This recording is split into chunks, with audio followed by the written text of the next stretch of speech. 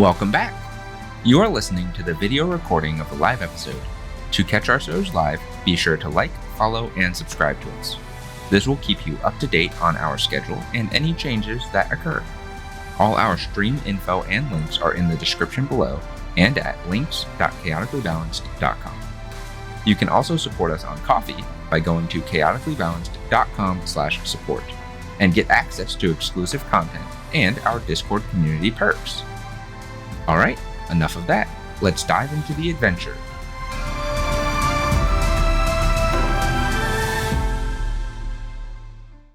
Welcome, fellow adventurers, nerds, and neurodivergents. Sit back, stay hydrated, and prepare yourselves for tonight's adventure. We are on time mostly this week. We were just talking about some going on. Hope everyone who may be in a heat wave is staying cool, and swing by your local Dunkin' Donuts, #non-ad, and try out their not creamsicle donuts. Because that's what we were just talking about. But, time to get into D&D. Last we left off, the group continued planning and discussing what to do after cleaning up from combat. During this time, the enemy captain enlarged himself to escape. He summoned a creature to help him escape under the water. Meanwhile, the moonbound warrior was going on and on about how he wanted his dagger and it was his property. Eventually, the group got bored of this and went off to see what else was on this ship. They found some loot, took the rest of the rations, and made their way back to Wakim's ship, where Wakim had go to wait. While doing this, the moonbound warrior demanded to be heard. Lala and Ynor gave him a chance, and he only got weirder. Eventually, he convinced Lala to stab him in order to take his armor. Upon doing so, Decilus's Fang, aka Nosferatu, sucked up all the liquid in his body, and the moonbound warrior shriveled up into dust. The armor was hers. She took it and put it in a crate for later, as she did not want to touch dusty armor. They then unloaded their loot and supplies onto Wakim's ship and sailed away. Upon getting far enough away, Lala was taught how to shoot her big rifle by their friend Harold Fildo. She, after a few attempts, was successful in exploding the commandeered ship. And then Wakim and Tyrone had also spoken to determine the best course of action, and this was to go back around the blockade and navigate into the swamp, where Tyrone has a secret warehouse/fabrication lab, hopefully untouched. They're going to navigate down to a tributary south of Zatha to get into the swamp and make their way on foot towards this location. Now back on track, they are going to continue their travels.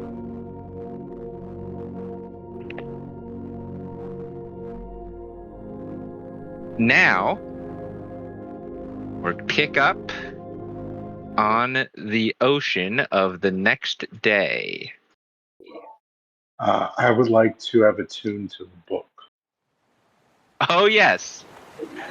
So, Wakim, with his new book. Let's see. Do you want to roll? You have more than 10, or do you want me to do it? You're the one attuning to it. You get to roll. Okay. Hold on. I'm reloading. Listen, you guys need to stop with the hairy dildo. It's Harold Fildo. Yeah, I heard it. Harry Dildo.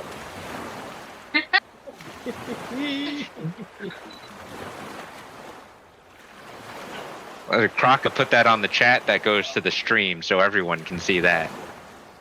There we go. Alright. 4 to 10 coming your way.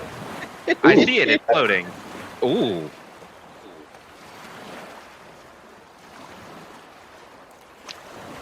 You take 31 points of psychic damage from attuning to the book. Yep.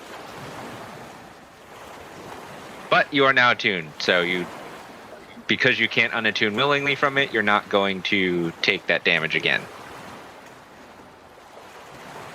Cool. As opposed to the previous effect that it had. Yes. Jesus. All right. So let me go to my inventory and let's attune to the book. So equip it. So do I need to manually change the stats, or are you gonna do that, or I just Did it attune change your to it? stats? It did. Once I attuned to it, it did. Okay.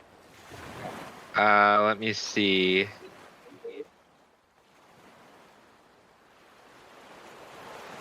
Yeah, Did it? it does. Like when I'm just testing it. Like when I click it on now. I don't see your stat changing, so I'm refreshing my DM screen. Okay.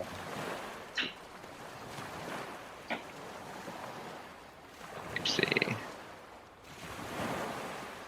I see it now. Yep. It was stuck at 22, so that's why I was like, is it actually doing it? But I see it now. It's at 24. Do I know how many souls are in the book currently? Or would that Oh, be that is a good question. You would have spent time attuning to it. Mhm. I can hear myself through your mic there, Joaquin. Oh, sorry. You're good. Your speakers must just be loud enough for your mic to pick it up. I'm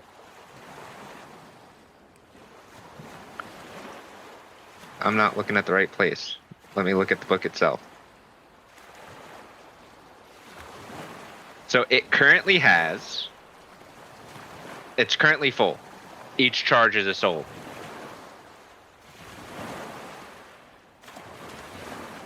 The book is full. In regards to the way in which you can use it, yes. So I can't put any souls into the book. Not currently. Interesting. Which means we're going to have to change. We'll alter the wording on that a little bit. Okay. Well, you can't put any more souls in to affect the number of charges that you have. You should be able to put more souls in because Zilgunoth told you that the book had more souls than you are able to currently access. So these 12 that are there are your souls to access, but there are more souls in the book that Zilgunoth is holding, either for when you are more powerful or for himself. So then, do I need to harvest souls to put them in the book currently, or no? Does he harvest souls to replenish charges? That is one of the effects of the soul harvest, yes.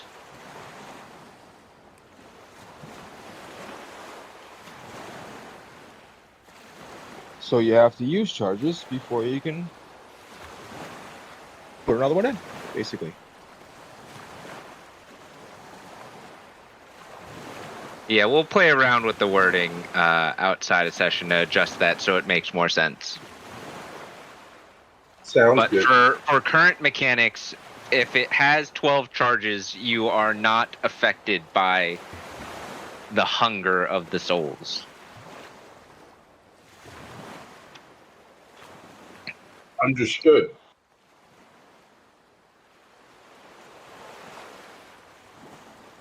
It is morning. Everyone's watch was uneventful, and the evening was therefore uneventful.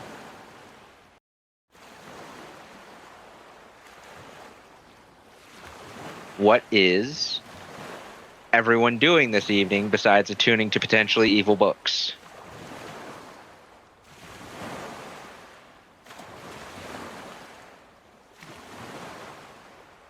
He's talking to y'all because I'm attuning to evil books. I'm gonna slowly stretch out of my shell.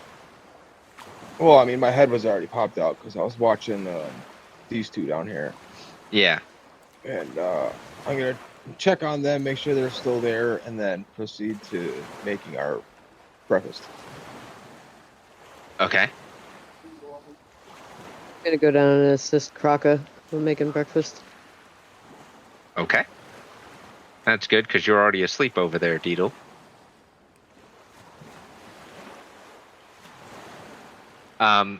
Kraka, you would notice Mr. Belfast down there, who is sleeping right next to you, snores like a sailor.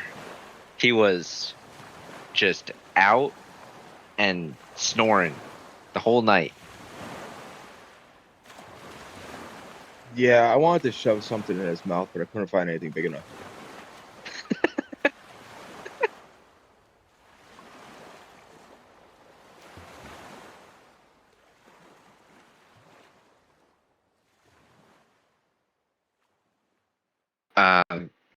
Mr. Fildo wakes up though at the commotion and kind of clambers over to you guys. Oh, good morning. Can I Morning. help you with anything in there? I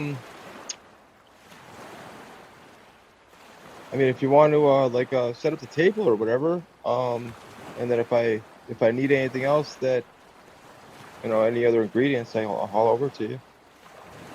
That sounds good. I can help you with that. This seems like a much nicer ship than that other ship.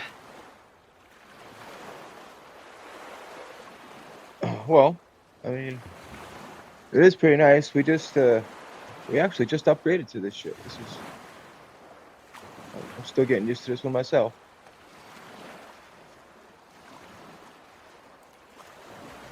But what do you like for breakfast?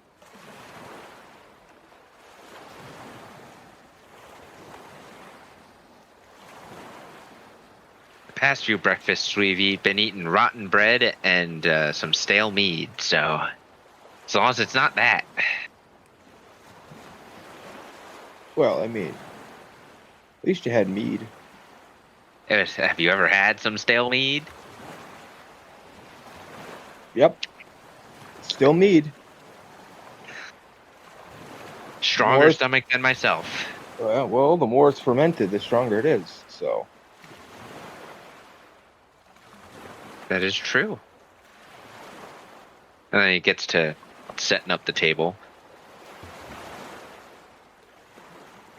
Wakeem, after attuning to the book, because you could have done that over your rest at any point, what are you doing as you wake up this morning? I'd probably be waking up with a splitting headache. And slowly and groggily kind of getting up. But again, attuning to it, would I have learned some things about the book, or? Yes, attuning grants you a magical connection to the item that you're attuning to.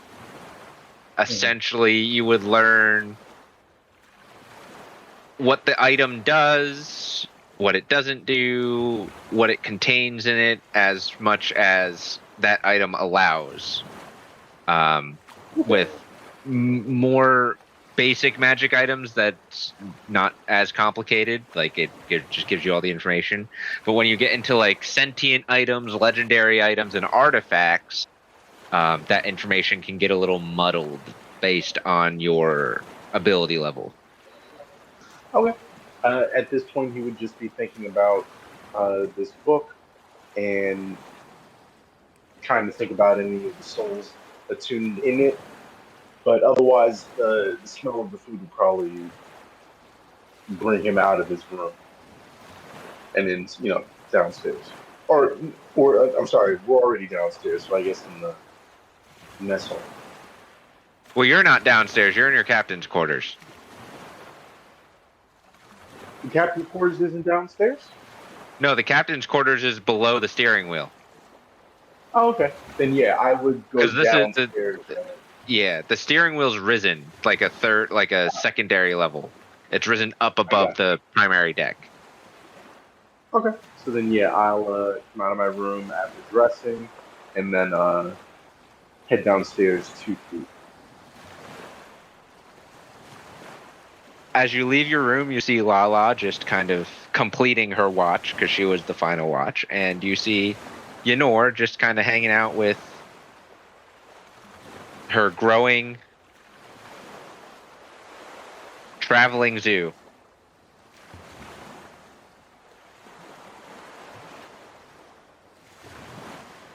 Yenor wants to be a fairy princess. I already am. Of course you are. And minor illusion, some audience laughter. Hey, I can speak to the animals whenever I want. That, by definition, makes me a fairy princess. Thessen's third eye opens as you're walking past Okeem and starts glowing blue, and he says, "Fairy princess!" Oh yeah, and here's one of your lovely creatures. You see a little fairy princess appear in front of you, Okeem. Similar to a minor illusion of a little fairy princess. Do I know where the illusion came from? You can make an educated guess that it's the glowing third eye of Thessen. He's just gonna look back at Thesson, kind of narrow his eyes at him, and then minor illusion above my head, the words "stupid bird."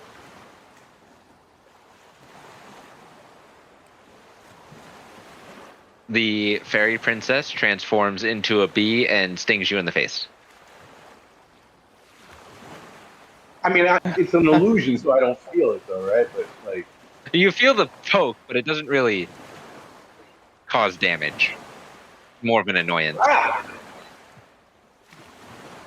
Even stupider bird. Hey, he's just a pigeon. Leave him be. Oh.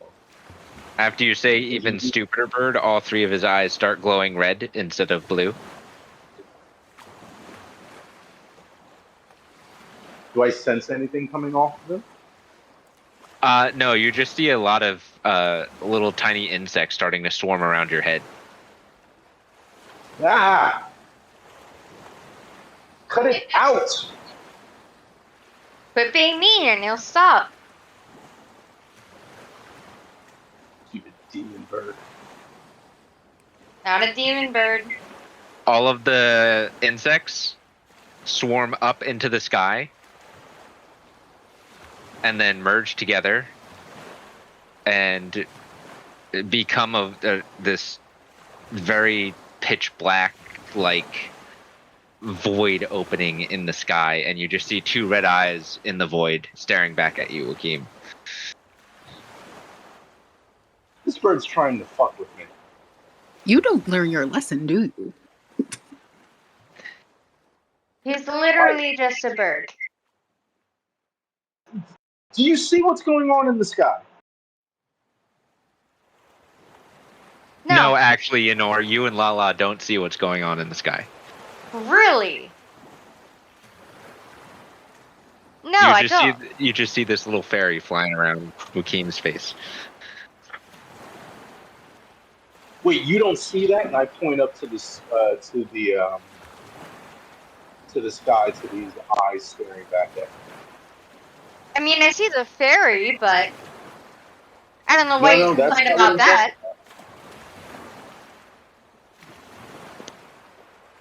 Not talking about that. Well, that's all there is. Okeem, you don't see the fairy. You just see the void with two red eyes. Yeah, I'm talking about the void. There is no void.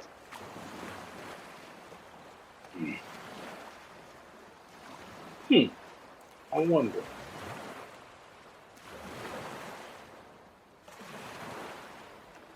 I am gonna do a thing from the book.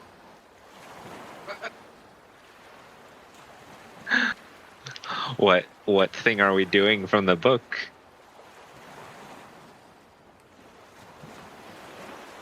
Would it happen to be one of the spells? Oh yeah. Because we're at sea right now, right? So we're still a few days from our destination. You just changed course yesterday, after encountering that ship.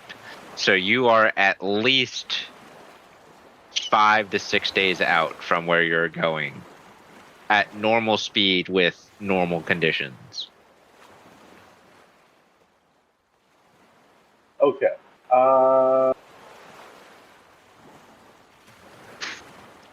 Yeah, okay. Let's start off with some true seeing.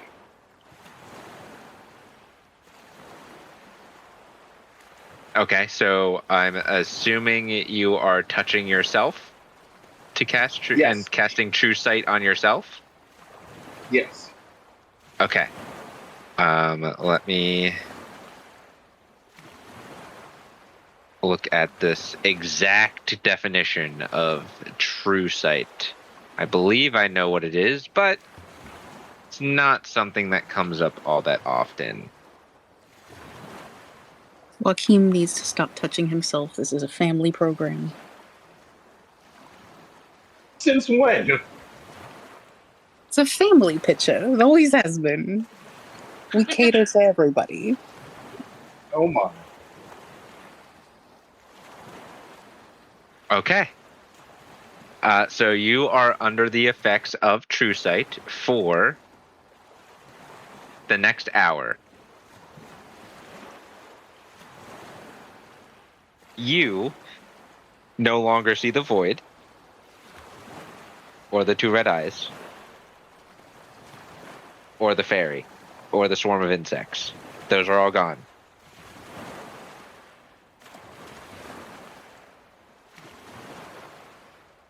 What does Thesson look like now? Does he look any different? You see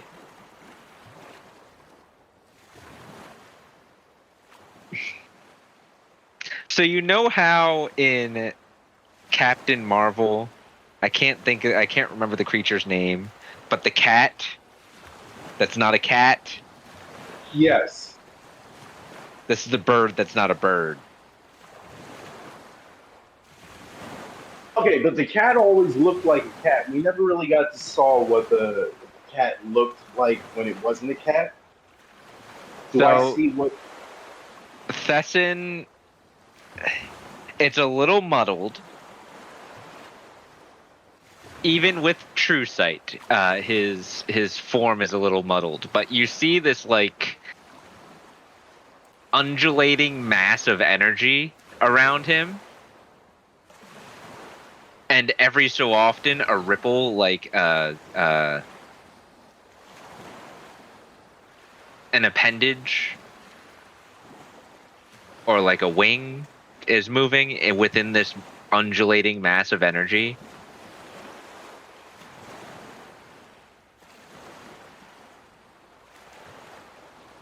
Like a A wing like a bird wing? yes, yeah, but A single bird wing? like there's one on one side and then it kind of goes away into this undulating mass, and there's one on the other side and it goes away into this undulating mass. Sometimes there's a appendage of sorts that shows itself.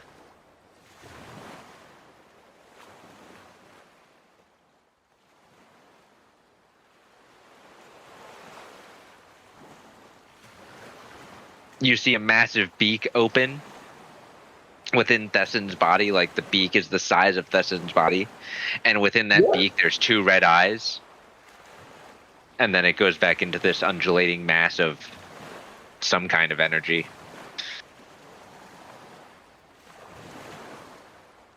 Okay. In the same moment, I want to cast Legend Lore. Okay. I'm not done telling you what you're seeing, because you also see into the ethereal plane. Oh, Jesus. Truesight opens up your vision to the ethereal plane. So all around you, now you can tell the difference between ethereal creatures and material creatures, because this is the material plane, right? You see these semi-translucent, just aquatic creatures all around you in the air around you, in the sky. There's like these giant whale-like creatures that have 4 giant fins in the sky. There's these like jellyfish-like creatures, but they have stingers in the center of them. There's some weird bird creatures, but they have, instead of all feathers, they got wings, and then every so often they dive underneath what is the ethereal plane's water, and their feathers turn into scales. There's serpentine-like creatures around.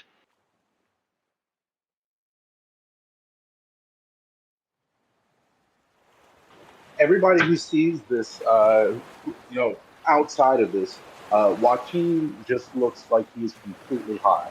I mean, just off his rocker.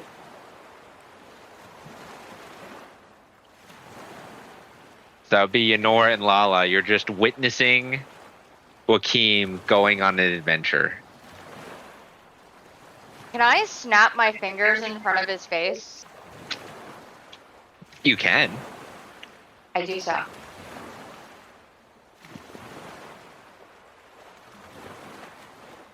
I mean, I see this, right? I'm guessing I see this with no issue, or? Yes, you have Truesight. So you see the ethereal plane on top of the material plane. You see both at the same time. And at the point in time in which Yenora is snapping her fingers in your face, this serpent creature just swims through her straight down the center of the boat. Okay, so when he sees that, he will just kind of jump back like, yeah!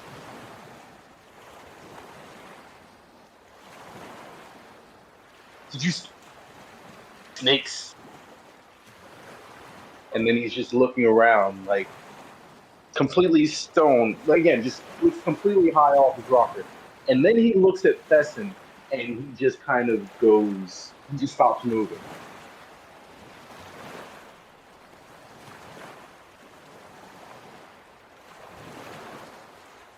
Fessin's still on my shoulder, right? Yep. I'm gonna start walking towards Joaquin. You also see the ferry flying around. Yeah, I'm just gonna start walking towards Joaquin. Stop it! What's You wrong? still have Did you do something? No, you have something on your shoulder, and I just want to keep it over there. He's just a bird. She says it's a bird. And then he looks like he's crying a little bit. As you get backed up, you hit the back of a barrel, so you can't back up anymore, Joaquin. Yep. And this jellyfish just floats through your wall and just sits on your shoulder. This ethereal jellyfish. Hello. Who are you talking to? A jellyfish?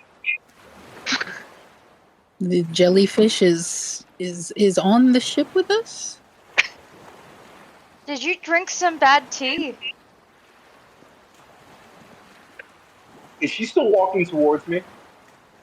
Yeah. Okay, I would put my hand up like I'm about to cast a spell at you. Be like, Yenora, seriously, stop walking towards me with that thing on your shoulder. I'll stop. Are you threatening me? Why are you being so mean?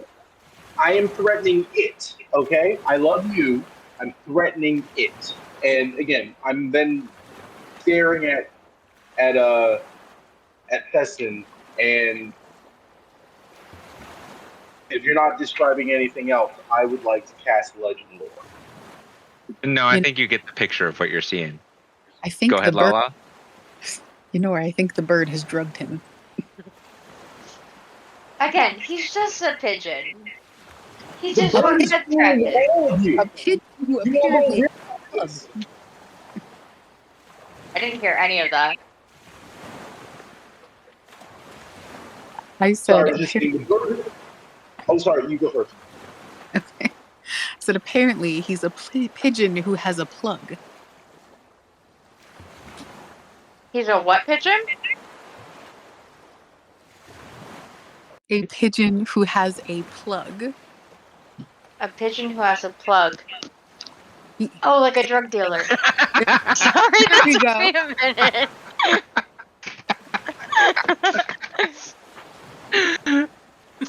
Are you imagining just, hooking your vacuum cleaner up to him? No, I thought like a bathtub plug. Ah, I he needs was really confused. reasonably, he does need one. Maybe it'll stop the void. That's right. You just need a rubber stopper. Joaquin, what was it you said? Oh, Joaquin was just saying that the bird has you all fooled. He's just a baby. Yeah, that's not a baby. Not a baby I want. I'm gonna set the pigeon on a barrel. Just in front of Joaquin. Joaquin, what are you casting legend lore on? I'm casting it on Thesson.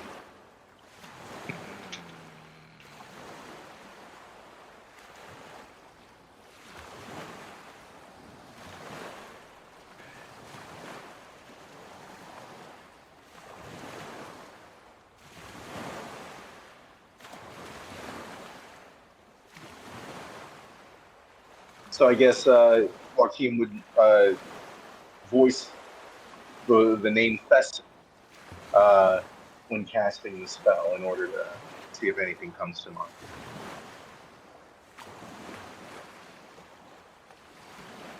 Are you positive that is the way in which you want to cast the spell?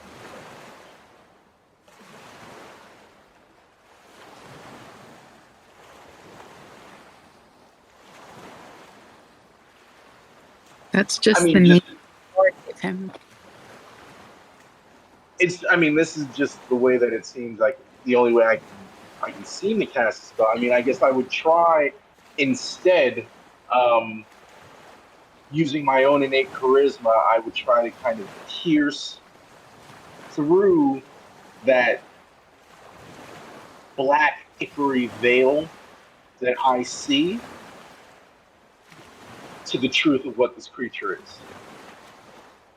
Well, the spell says name or describe, so it doesn't necessarily have to use a name.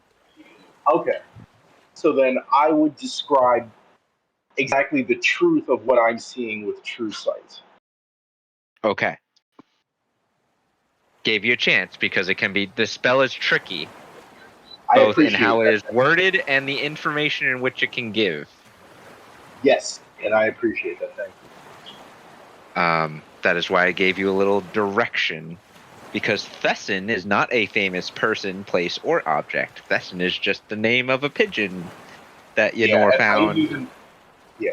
I'm like, that name probably isn't going to get me anything, so thank you. I appreciate it. But you can describe what you are seeing to get closer to the information that you are looking for, because I know what you are looking for.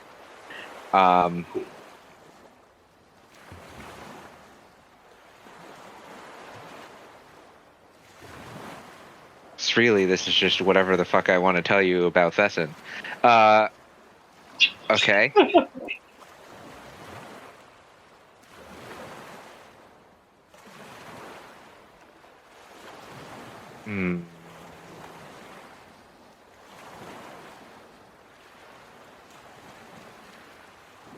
Get your notebooks out, nerds. We're getting some Roll more. a...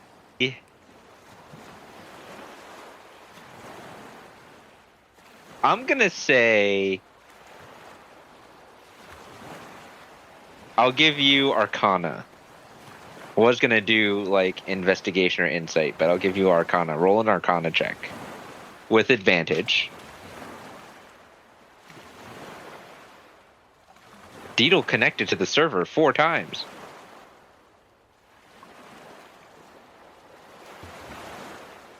That sucked. Is there something I That's can good do enough. to that? You did. That's good enough. It wasn't a very high roll because you can see Thessen's actual visage currently. Okay. So you need to roll a 10.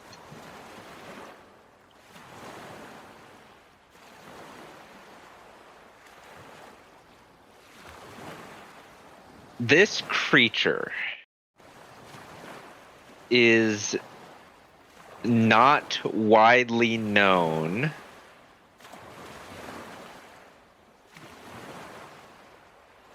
by any existing source of information, public or private. Why did you roll at disadvantage?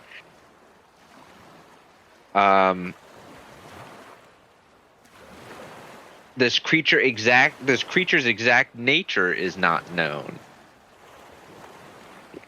Though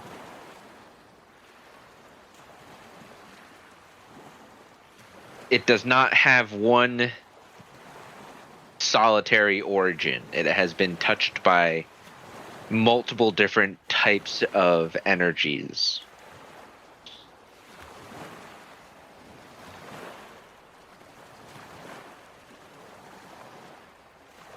This creature is a bird because that is the only way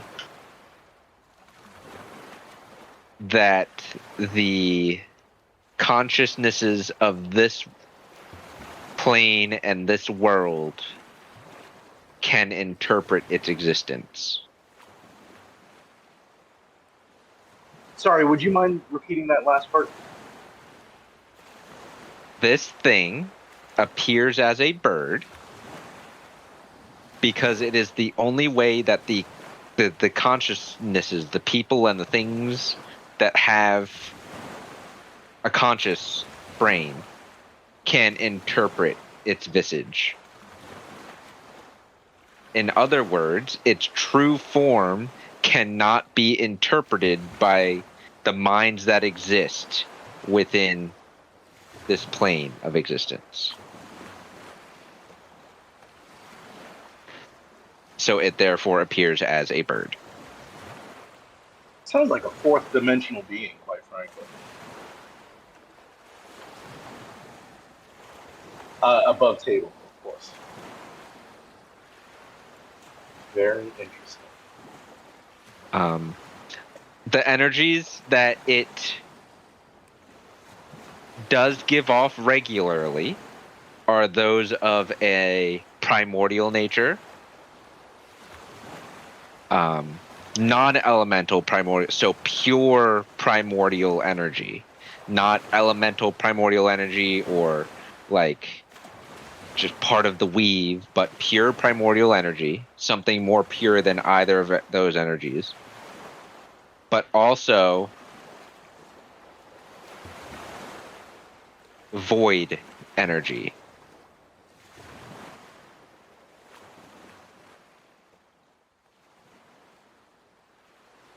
And there like are Outer Rim type stuff, or like Eldritch type stuff. eldritch horrors are at least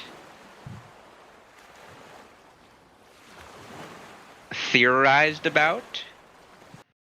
This seems removed from that type of void energy. Oh wow. Like almost like two sides of the same coin. Like, yes, they're kind of related tangentially, but not really because they're not the same thing. Eldritch horror in the sense that if you saw it, your brain couldn't comprehend it, but it's maybe not necessarily in the sense that it would also destroy the world. So chaotic, but not necessarily chaotic evil. Correct. Okay. Otherwise, why would it just take the form of a bird and sit on someone's shoulder? Yeah, no, that's purely chaotic. Okay. There are some other odd energies in there, but they're so minute and they're not prevalent that it's hard to pick up on what they are exactly.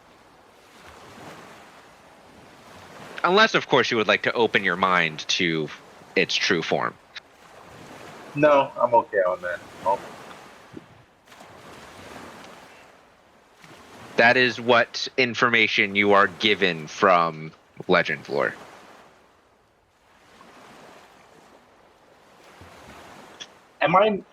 Do I learn its true name?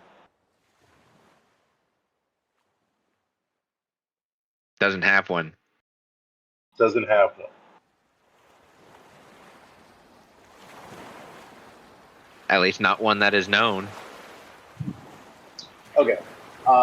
Joaquin is going to narrow his eyes in Truesight at this just tumultuous energy of sinewy mass and chaotic ichor. And he's going to say, Giant whale mouth close around you. What happened? A giant whale mouth comes up through the bottom of the ship and closes around you as it swims through you. Yeah! Enough! And he just kind of like swipes his hands down and then again refocuses on Fessin. And in Abyssal, he will say, I'm watching you, creature.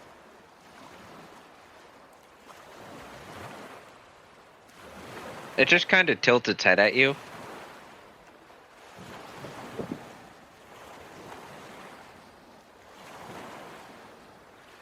That's fine. Joaquin feels a bit more secure in the knowledge of what this thing is, or at least could be, even though it just seems like a big ball of fucking chaos. Oh, With that, I will. Yeah, you still have Truesight on. I do.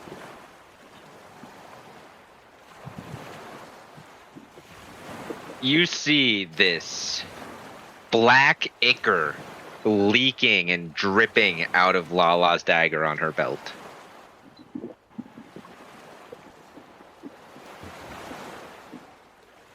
Okay, let's do a quick glance around.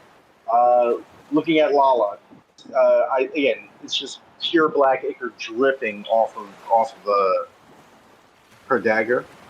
Yeah, it's not like a solid stream. It's just like every few moments there's this just couple drops of this black ichor that drip down. And it feels kind of like evil, I'm guessing, right? That doesn't feel nice. Yeah.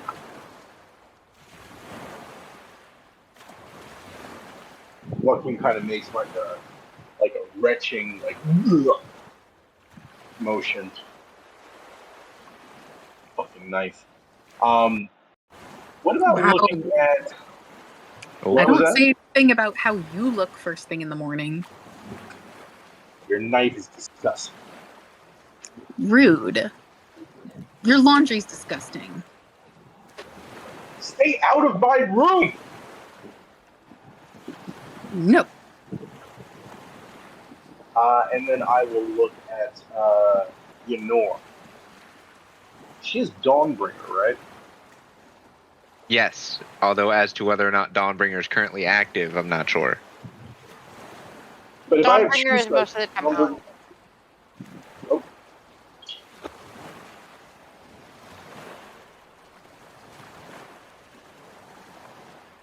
What are you looking for in Dawnbringer?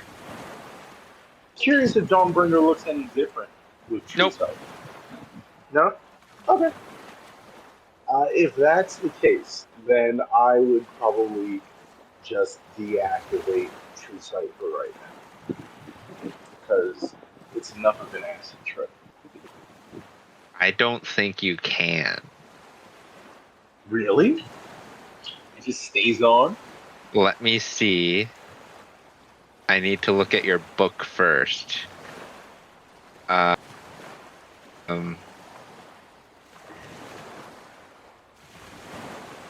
Once per long rest as an action, you may expend a soul, has truth seeing, legend lore, or dominate monster. Because it's not concentration. So it's not like you can turn it off. Okay, so he tries to blink to turn it off, but then realizes it doesn't turn off, and he starts panicking a little bit, like, "Oh my god, oh my god, Yeah, it lasts an hour. You can't turn it off. oh god." So he just kind of tries to sit in the corner and keep calm and not pay attention to all of the floating craziness around him. You have gathered a family of jellyfish around you. You just see him like wafting away imaginary creatures that you can't see. Your hand just passes through them like it doesn't make contact with them, and they're just around you in this circle, in this ominous circle. They're doing that like jellyfish undulating thing at the same time. They're moving in unison. What do you want? Shoo! They want to party. I do not. Away! And again, he's just trying to shoo them away. One of the snake creatures comes out of your abdomen. Like from behind you through the wall and then out of your abdomen and then goes up into the sky. Mm-hmm. I don't know how much more he can bug out of this.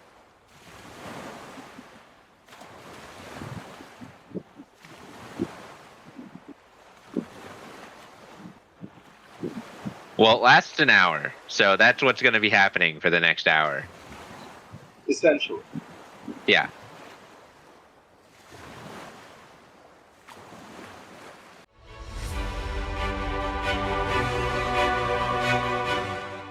Thanks for tuning in. If you're enjoying the show, leave a like and review. It will help lead others our way.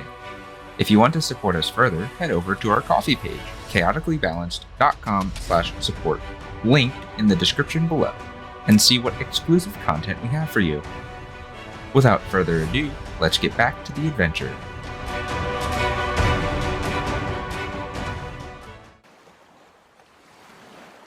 Around this time, you smell the delicious breakfast coming up, wafting up from below deck.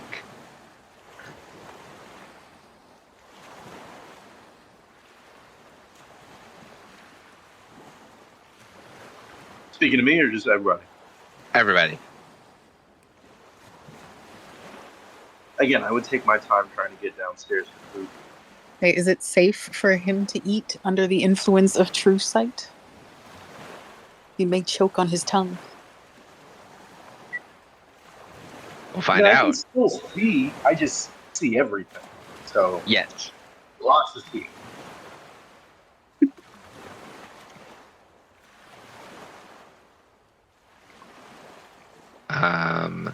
As you all make it downstairs for food, right? And Joaquim, you're kind of just hobbling yourself. To your relief, the jellyfish do not follow you. Small mirror. But as you get down the stairs, you hear this horrible, just grinding wood chopping sound.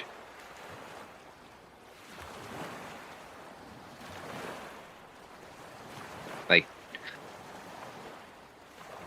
wood chipper, chainsaw.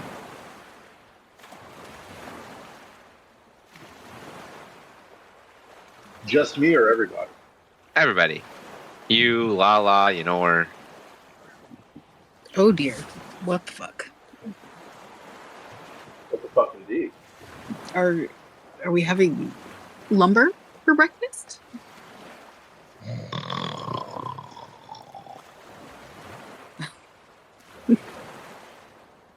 Oh god. Harold Please don't Fildo tell me peeks that. around the corner. Oh, good morning, guys.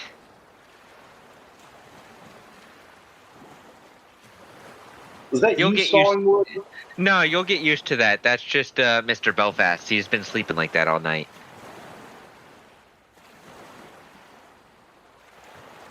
I just give him a deadpan look. Yeah, that's going to be a problem. I mean, I tried waking him up. It didn't work. I don't know if your turtle friend here was able to get him to wake up, but he did say he was going to shove something in his mouth.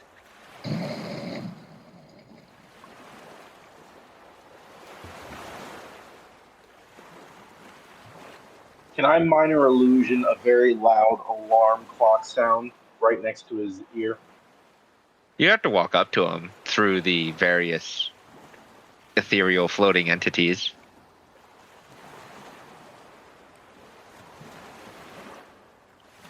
Because he's over here, so you'd have to like walk Okay, around at least to here. I get to within 30 feet of him so that I can cast my food. Yeah. What kind of alarm clock are we talking about?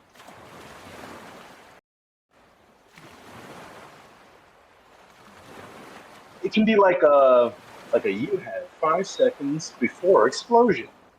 5. Okay. Yeah. So just like a really loud, annoying alarm clock. Yep.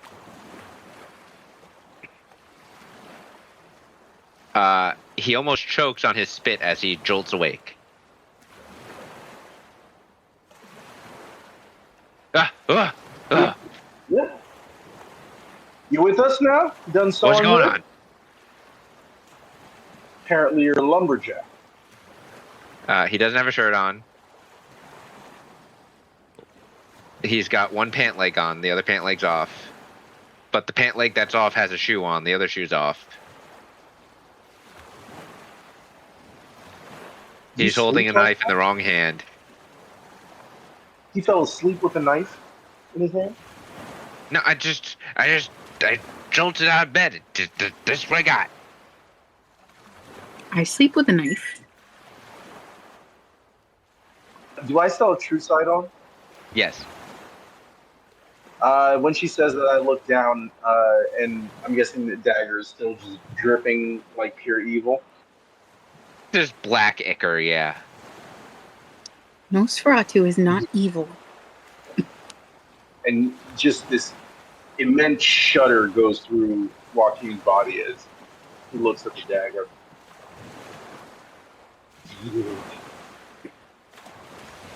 Also, as you're down here, the crate that has the Moonbound Warrior's weapons, so it's 2-hand crossbows, his sword, and his armor in it, also is giving off this just black mist that only you can see, Joaquin.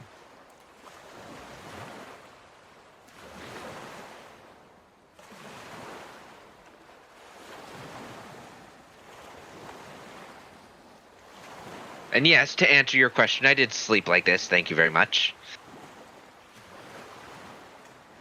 Joaquin would smirk at him, and then he'd look at Lala after having looked at all the, like, again, the Moon Warriors stuff, and then the dagger, and just say, I hope you enjoy all of your darkness tools. They look like a Judgmental lot for of fun. witch. What was that? Very judgmental about it for a witch. Warlock. Oh yeah, I gotta do that. You got a bathroom?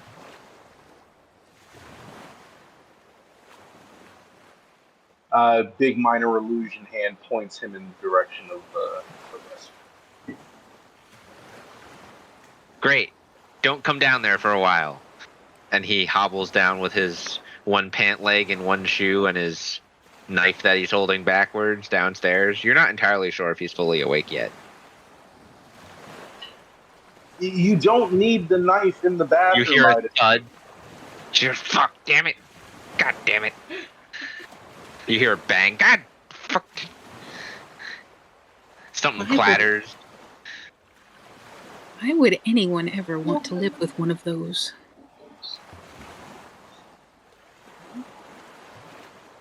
Beats me.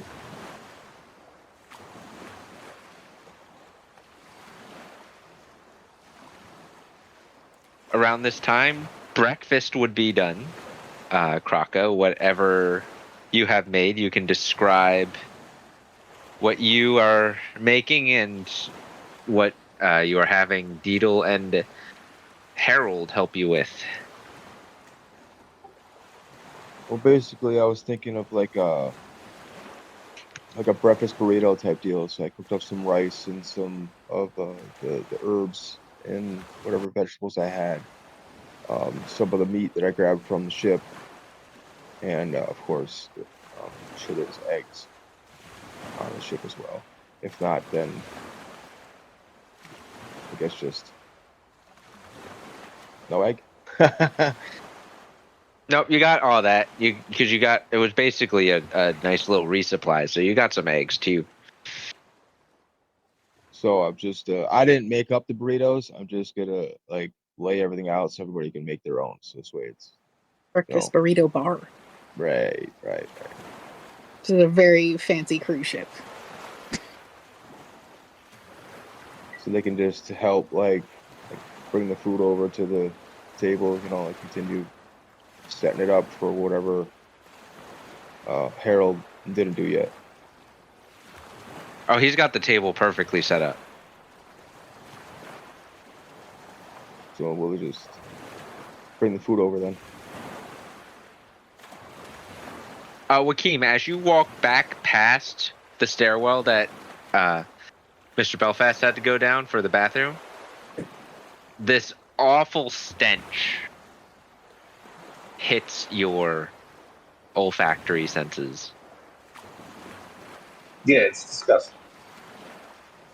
And you just At least hear you won't these ungodly noises. Yeah, so I'm gonna go. Here. You hear, oh God, here, Yeah, that's a little more than I wanted to hear. You guys enjoy that lovely symphony, and I'll close the door behind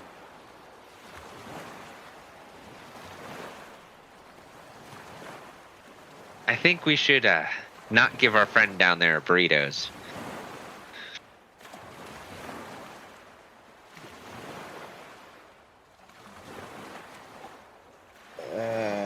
Well, I mean, it's better than sawdust cakes.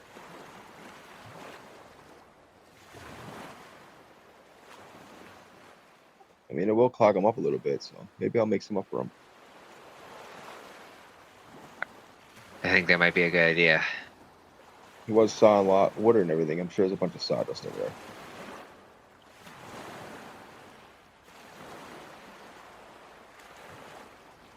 Joaquin, this big angler-like fish just flies up through the table and then through the ceiling. Joaquin's doing his best to tune out the ethereal plane because he realizes they can't hurt him, or he's starting to anyway. Yeah, they haven't really done anything to you. They know that you can see them, but they're just kind of going about their own business.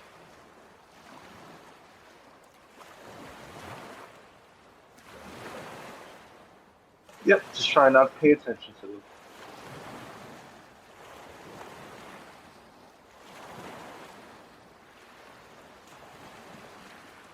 As you guys begin eating Kraka's wonderfully made breakfast burritos with beverages, Mr. Belfast hobbles his way back upstairs. He's got both pant legs on, still only one shoe.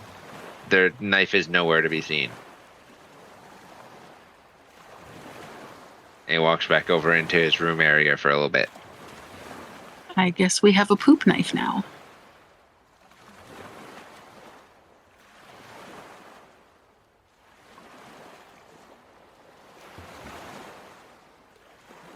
Well, at least we have protection when we're pooping. That is not what the poop knife is for.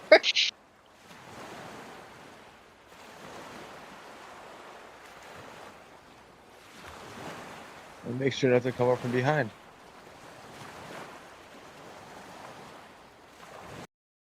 Make sure the things come out of the behind. Harold's standing at the door, and you hear a knock. Hello? Is there room for one more in there? No, senor? Hello? I smell food. Yeah, come on in. He comes in. He is fully dressed now in his very moderately elegant attire. Yeah, so my knife fell in the toilet. Ah. I hate it when that happens. Did you get it back out? No, it's one with the toilet now. Well.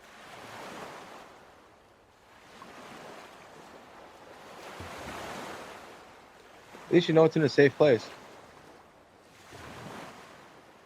This looks like a good breakfast. Apologies, I'm a heavy sleeper and I'm not a morning person. Did seeing that this is a build your own burrito, did you happen to rinse your hands off of Yes, I'm not a savage. You just leave knives in toilets. I wasn't reaching in for it. You expect one of us to do it instead? No, it's not a knife anymore. It's just trash now. That's not how plumbing works. I thought we just dumped this bucket over the side of the boat. This is a fancy sort of joint. They've got mechanisms for that sort of thing. Ones that may or may not work, with you clogging them up with a knife. I've worked my way through enough sewers in the city to know you can't just throw a knife down the toilet.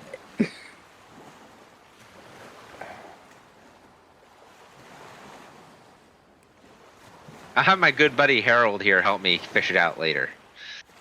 Dear God. Hasn't Harold been through enough? No, it's fine. I can help him out. It's all right. I mean, you don't gotta go touch another man's poop. You can go get your own knife. You don't want to drop into the poop.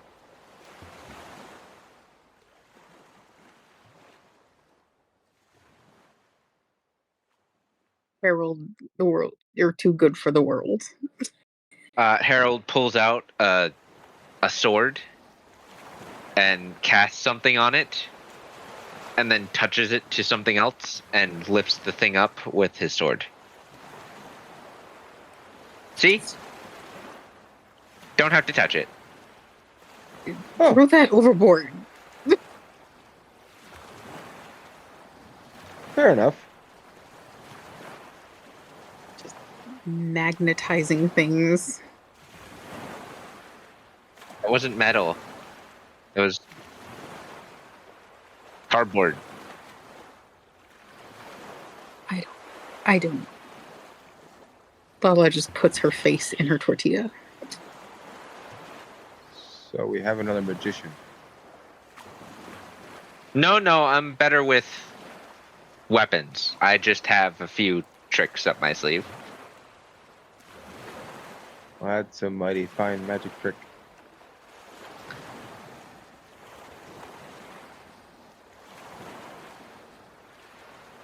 Does anyone know if we're going the right way? Yes. I checked on my watch. You have a watch? We had a watch. It's gone now. Don't you worry about it. We're navigating. It's fine.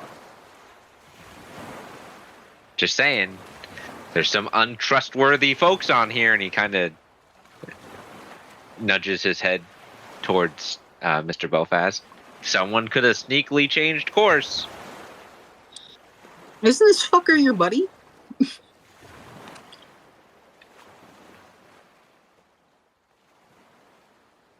Only for Poop removal. poop-related incidents. Right. Otherwise, he's a sketchy fellow. Ooh, you're inciting him. Ooh. Joaquin does not like Harold Fildo. He's just doing a lot of talking. Doing a lot of talking. Maybe Mr. Fildo likes talking.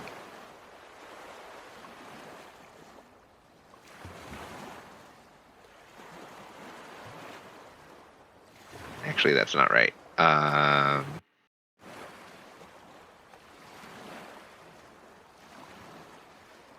It'd be this one.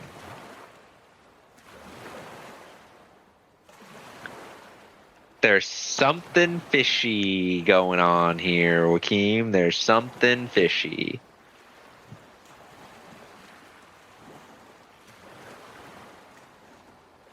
Why does this guy not want us to trust?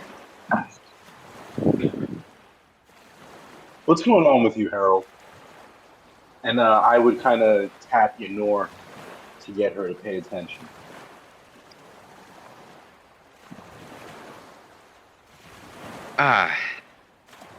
Nothing. I just don't like this guy. Yeah, I'm getting that. I have reasons not to like him as well. You know, his hygiene, his demeanor, but why don't you like him? I had him in captivity for a few days. I had to listen to him. So you don't like him just because of the sound of his voice? I mean, I get it. It is kind of nasally. His voice is annoying.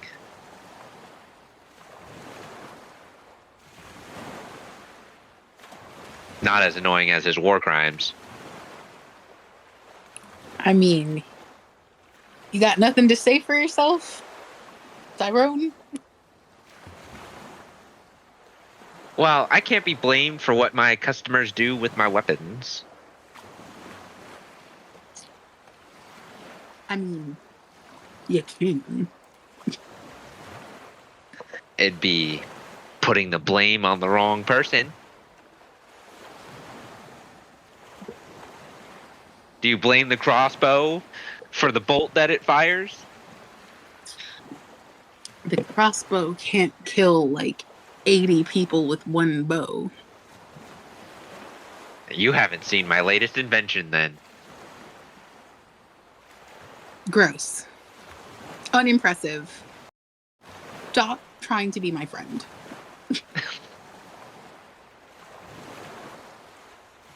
Just saying. Puts that rifle of yours to shame. But, And yet somehow you have no shame at all. how else would I survive in this business?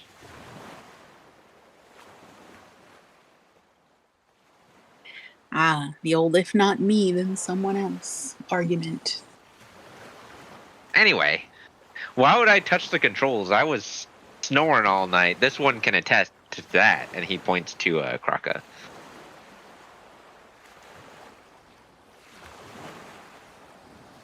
Oh God, Kraka, your mic is bad.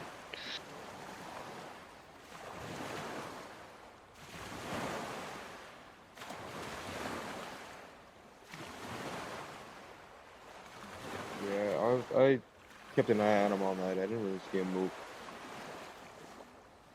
It's just really loud.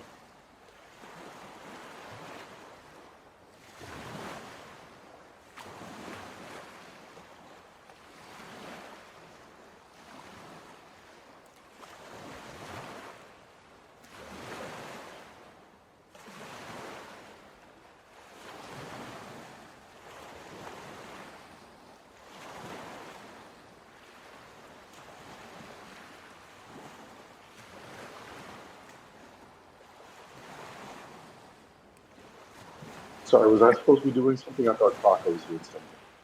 You two are talking, but while this is going on, Lala's gonna go up and check their course. So you kind of sneak your way out and go up.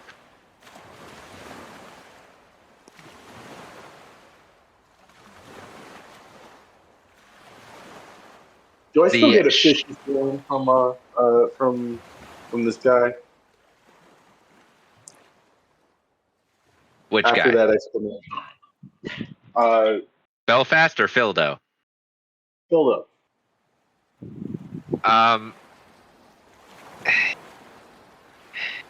Yes, he seems fishy. I'm just gonna look at you, Norton, and give a quick head shake. Not saying anything. Lala, you. Oh, I'm sorry. Lala has made her way up there, but it's interesting that someone who worked with a pirate who is philandering and plundering has such a high moral code over here. Just saying. Which someone are you referring to in that statement? Fildo. Okay. Because Ynor also works with Wakim, who likes philandering.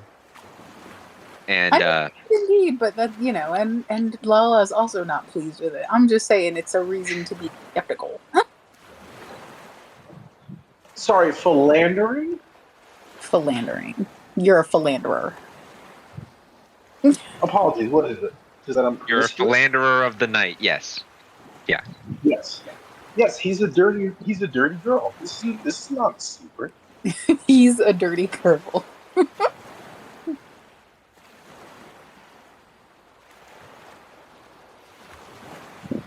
He's about as bad as what is it? Blanche on Golden Girls. Nice. Lala. Yes. You have to like tiptoe peek over the steering column and make a perception check. Okay. Oh, cool. Reconnect. You pain in the butt. Yeah, it's done that a lot. Always be doing. I might bust out my mini dice. They're in the cauldron. Are they being cooked? No. It's just they. I had to remove them from the baby so she wouldn't eat them, and that was the place to put them. So they got put in a cauldron to not be eaten. Correct. And that's +5. I don't like it. I'm gonna use inspiration. Go ahead. Like, all your guys' hero points also should have reset on that level up. so +5. That's a 21. 21. You. Open ocean all around you, right? Just no land masses, no other ships, except on the horizon line, you see this unbroken line of ships in front of you. So you're heading towards, like, the horizon line that you're heading towards. There's this unbroken line of patrol ships in front of you. Lala is going to scream for Deedle. Deedle! You better get up here. I'm on my way. When she gets up, she's going to hand her spyglass and point to the crow's nest. Ooh, that's some fancy moving. She get up. She is a tabaxi. She moves pretty quick. She can get up there fast. So Deedle Lala is using her spyglass to motion to you and the crow's nest. I'm gonna jump up there. She gives her the spyglass so she can use it too. It takes you a few moments, Deedle, to get up to the crow's nest, but I will say make a perception check with advantage because you have the spyglass and you're being told where to look.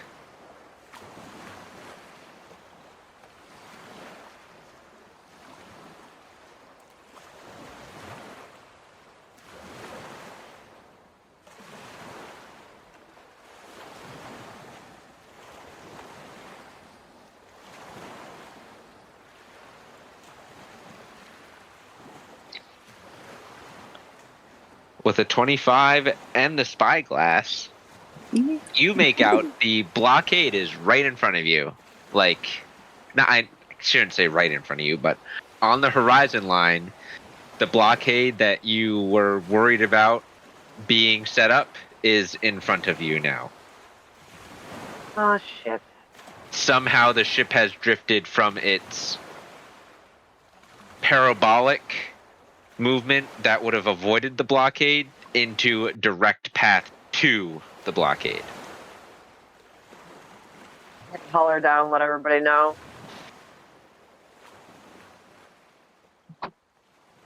What ships are they? Can you tell? No, but they don't look friendly. Did you guys hear ships?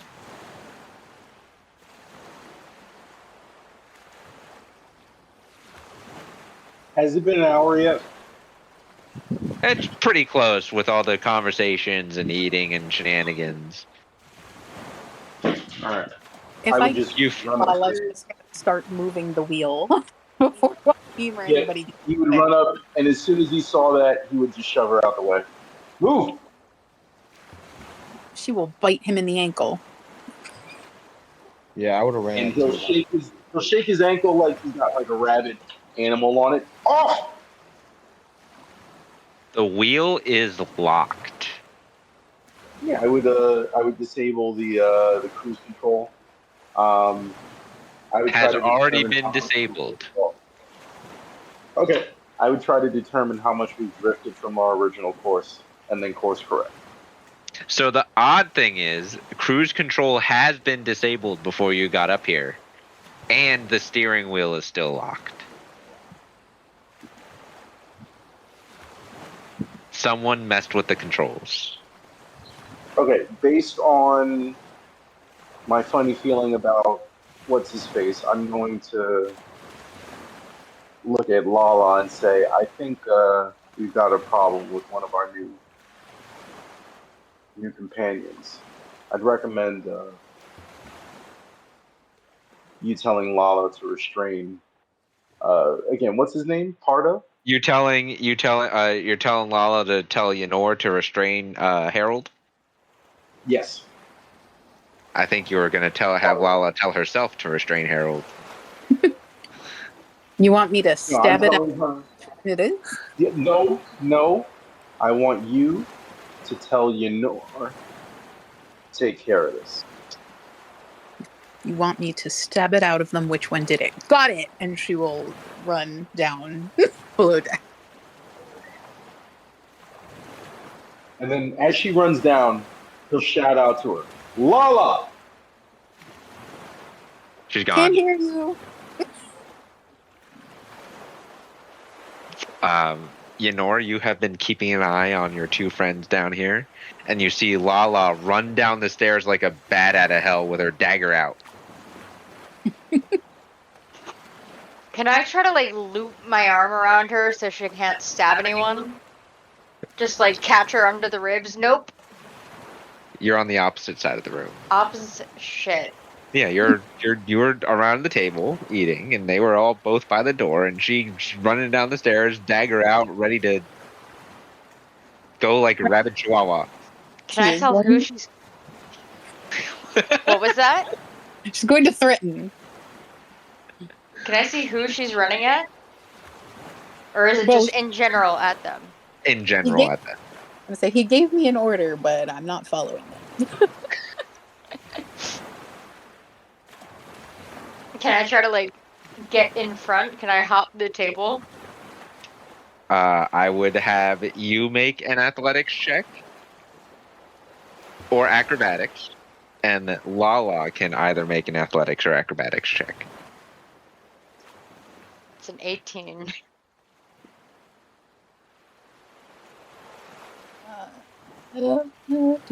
Do.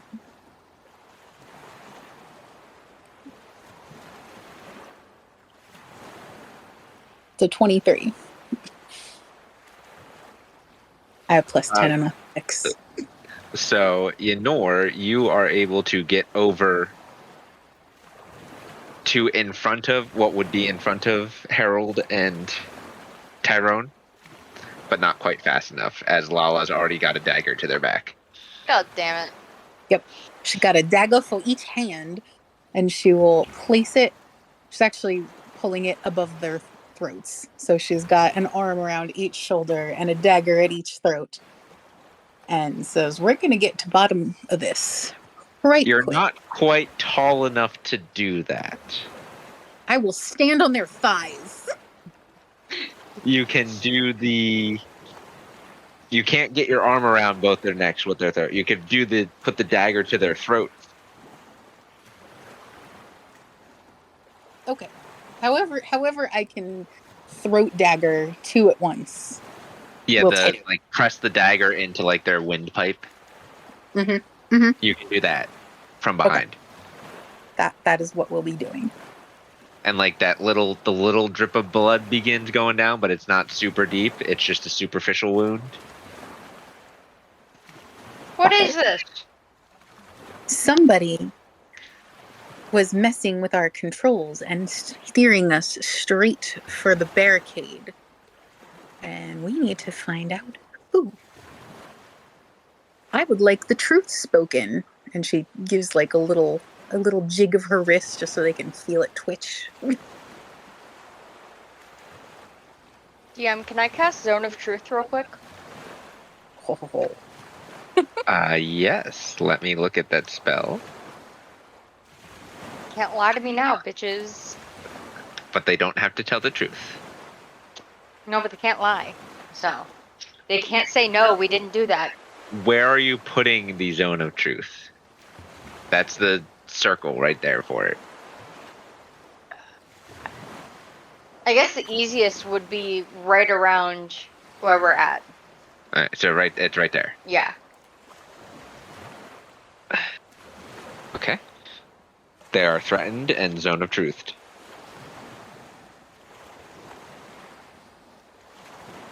Go ahead and ask your questions, Lala. Oh no, I'm not an interrogator. I'm just a threatener. And if I can, perhaps I will make the deception that I will absolutely kill them both if we don't get an answer quickly. Make a deception check. Hooray! I'm good at that. Dink.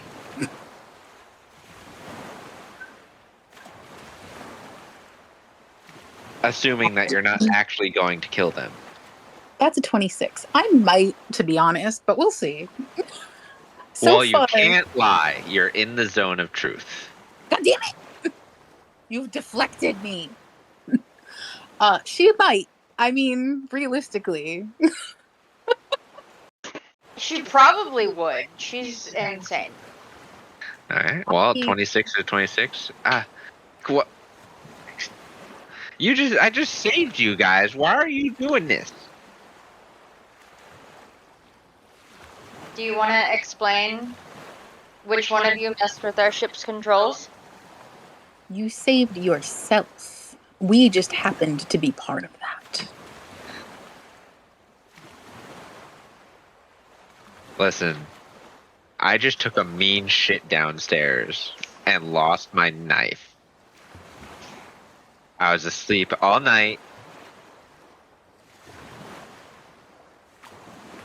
I don't know how to sail a ship. Don't know how to sail a ship, but you do know how to mess with one, don't you? Mr. and Creator guy.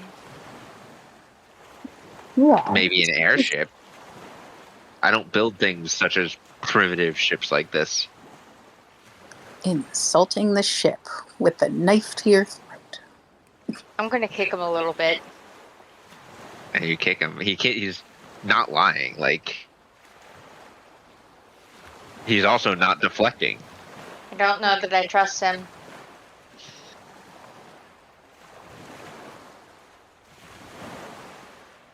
Listen, I saved myself, but I also saved you guys. Joaquin thinks it's this one.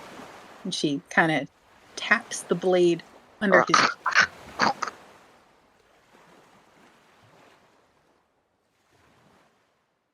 That was towards Mr. Fildo. Can I grab his hair and just yank him the Everest closer to Lala's knife? I haven't determined if Harold has hair, but we'll say he does. So yes. Luscious You wanna- blonde locks. You want to tell us how you fucked with our ship?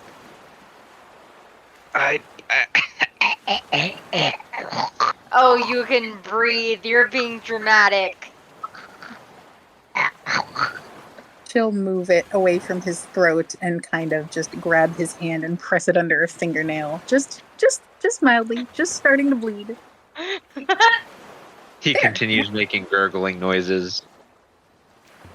I'm gonna smack him. Dramatic.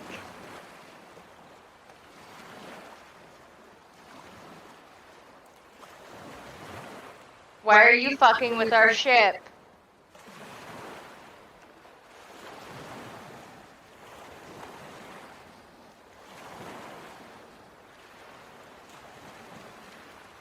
Because I was told to. By who? The captain.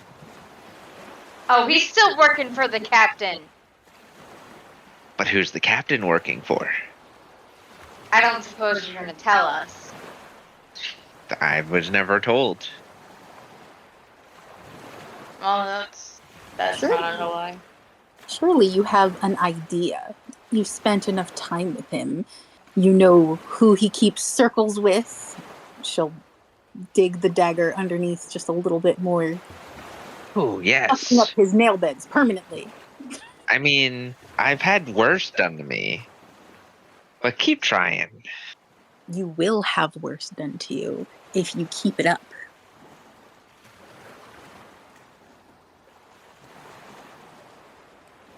Probably has a deal with some type of fey creature. How specific? You know, I don't think men need both testicles to survive. I don't have any. You know, Nora's gonna get a really confused look on her face.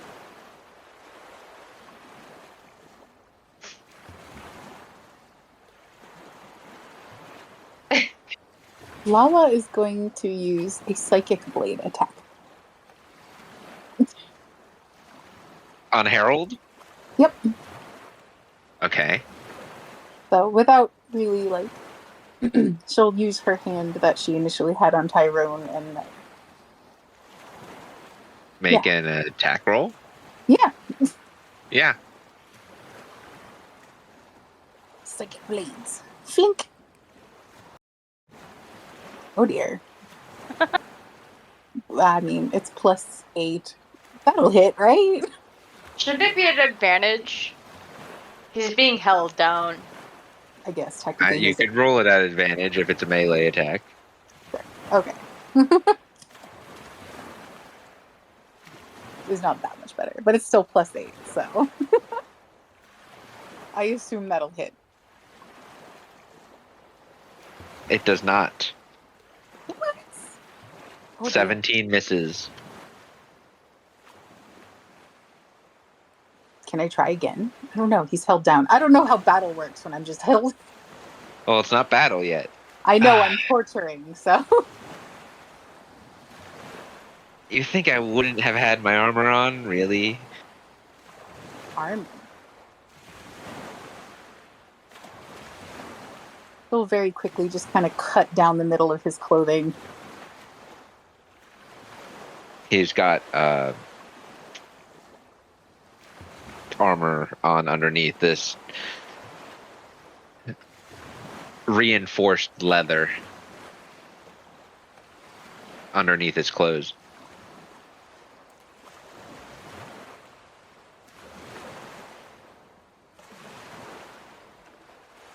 Oh, Harold. You're one of those people who really likes being mistreated, aren't you? We could have been friends. We are friends. I taught her how to shoot her big gun. And you Yes. jacked up our boat. Yep. And I also had her destroy any other evidence that was on that boat. Now I will have to destroy the last evidence. You. The captain's still out there, though. Probably the only person that could find him. And do you think I care? I know where he meets the person that he works for. Do you think that I care? And she'll You might not care, but your investigator here does. She's not the one with the knife, friend. And she will literally cut his bottom lip off. Make an attack roll. Okay, we're using Nosferatu for this, so God. in my mind, because that's who Joaquin was accusing. Oh fuck! Inspiration. You have advantage. He's still like. True. Okay. That's So you not don't have my to burn an fault. inspiration. I'm still gonna inspiration it because that's Okay. But yeah, I had Nosferatu on him because that's the one Joaquin was like concerned about. 9 plus 11 is 21. 20? 21. You Or, said yeah, 9 no, plus 20. 11. I suck. Yes. I'm sorry. I'm bad at math. So yes. That does hit, so go ahead and roll damage with Nosferatu.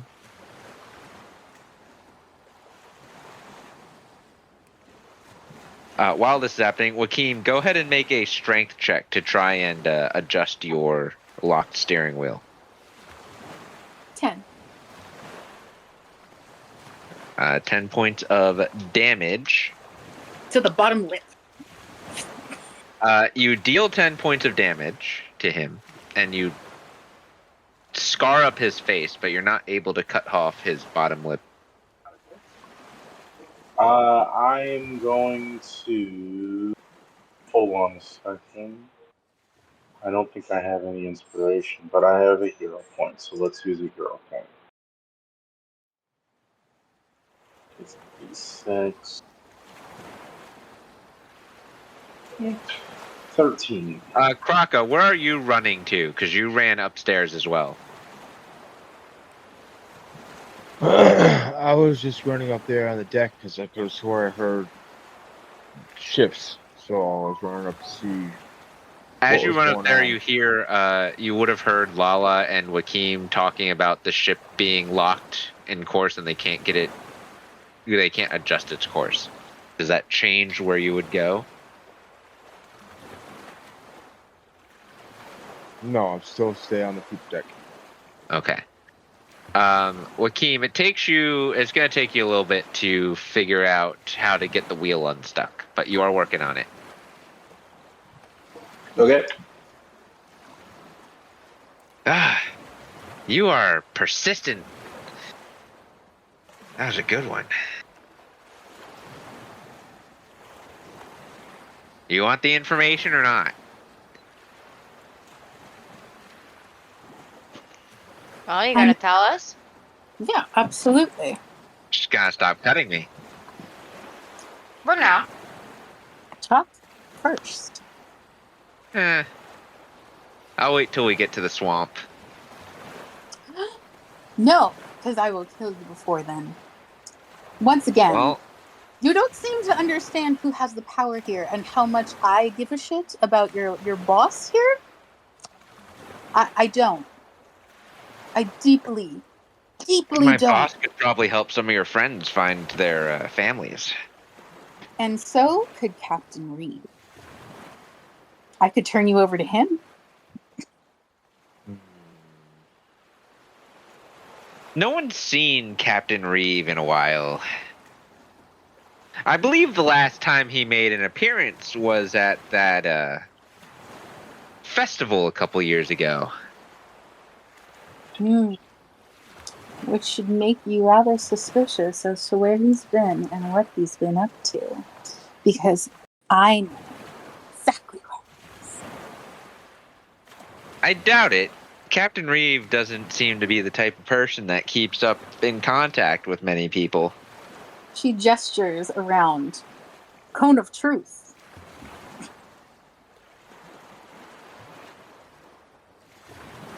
Yeah, but she can't lie in here. Technically, only your enemies can't lie. Yeah, does he know that? He's telling you that. Oh, okay. You don't know our relationship. I literally tried to stop her from this. So do you really think? At the very least, you're giving her money, so. I give everyone money if they're my friend. Seems like a bad business decision. Well, that's why I don't go to business. So does dragging us along. Look, I'm going to be very clear here. You don't have a bargaining chip. I have other ways of finding out where your boss is and who his boss is. I will absolutely kill you. At the very least, if you tell us, she will stand a chance in hell of you not being a bloody spot in the ocean within the next 30 minutes. That's a generous time frame. 30 minutes? Oh, look at that. It's going down. Oh, the time. It's speeding up.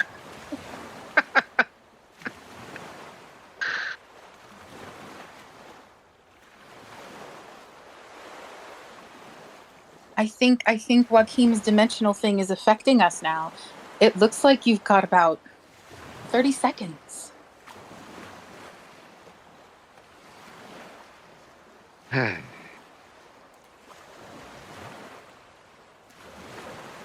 Yunor, could you Alright, let me look at a map. What was that? Yunor, could you loosen this armor for me? And she kind of tinks it with her dagger, just to kind of give him the idea that you will indeed let her kill him. Can I cut his armor at the shoulders?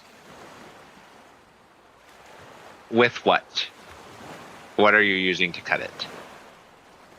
I guess just a normal dagger. I don't want to kill him with Dawnbringer.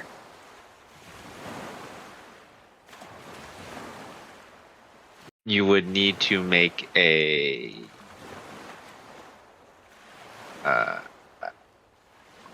you can either make an attack roll with a normal dagger, or you can make a sleight of hand check.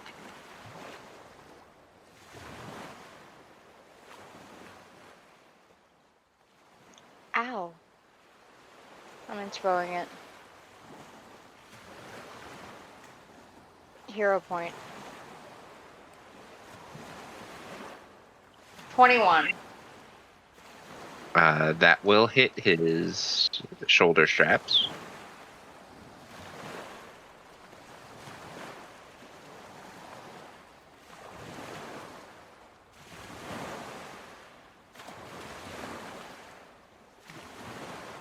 Just roll damage with your dagger.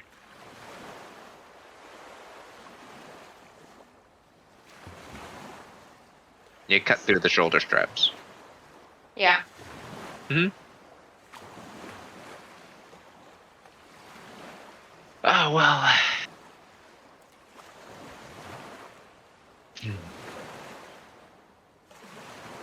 See, I could tell you, but you're going to kill me anyway. Not if you prove useful. I may or may not be generous and simply throw you overboard, and hopefully your precious captain will come to your rescue.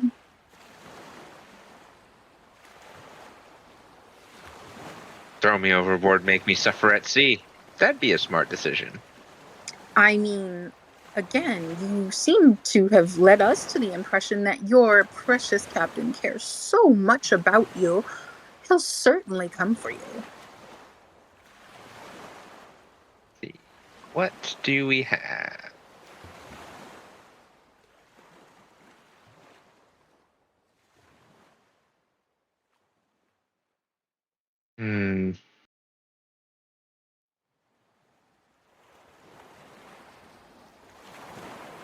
There's this lovely village at the end of one of the tributaries that runs into the swamp. It's been abandoned for some time. Especially after that last pirate raid on it years ago.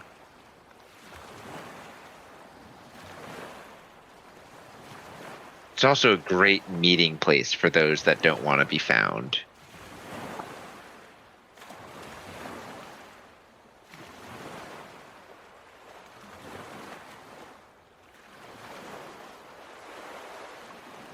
Nor do you have a map?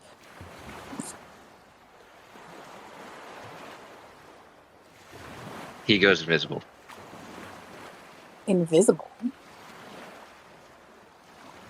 Can I still feel him? I have my hands on him. You can still feel him, yes. Okay. That being the case, she will just immediately stab inward. You have to make an attack roll. Really? Straight, you don't have advantage.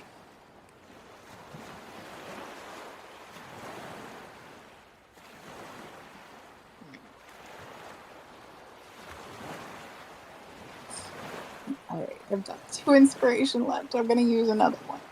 God. I don't know what that one was. It was a 2. So 10 plus 11, 21. That does hit, so you can go ahead and roll damage. I'm a liar. I have 2 inspiration points left, but still not many.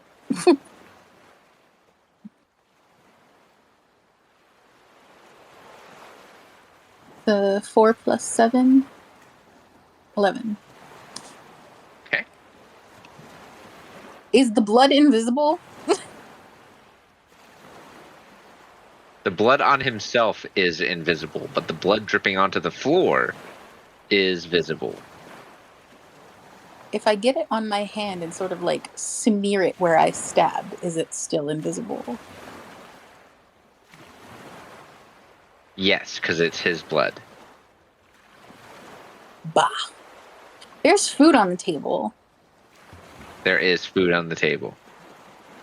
Food on his ass. Smash his head into the food. Food fight.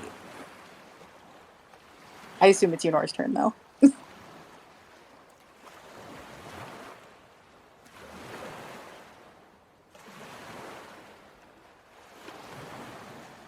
Yonor's just gonna watch. This is for you.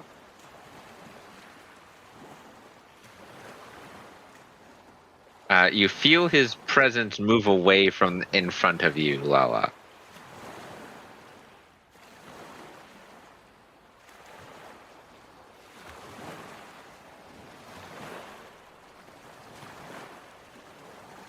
She will track the blood droplets if I can. I don't know if we're doing turns here. I'm sorry. I'm confused how to proceed. Because my thought would be immediately to grapple him too. I don't know if we're like said that the turns or what. It's pseudo turns. You can't attack and grapple him because you attacked him. Okay. Cool. Can Should Yonor we grapple roll him? initiative? There's no real initiative because they were interrogating, and he's not attacking them back. Can Yonor grapple him real quick? That depends. Did you let go of his hair? No. Then yes, you would have to make a grapple check. How would I do that? So that would be athletics. Ah. Oh. Boom. Natural 20. Woo! And I get an inspiration back finally.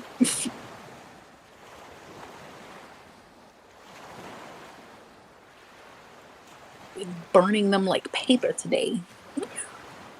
So he does move around, but you do keep him grappled, Yonor. Okay.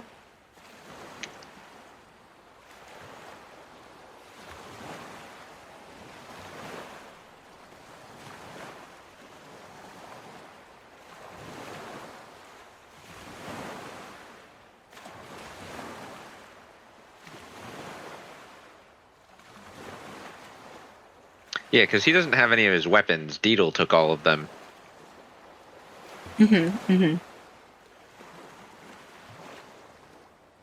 Curious.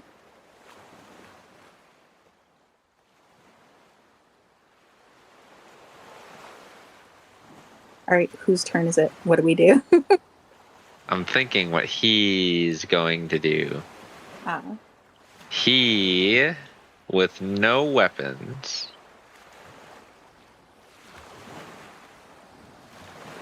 will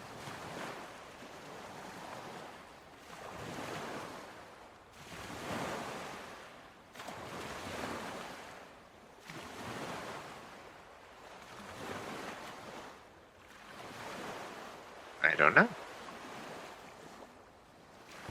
All right. This is ridiculous. I agree. Mr. Belfast. This is Mr. Belfast talking. Oh.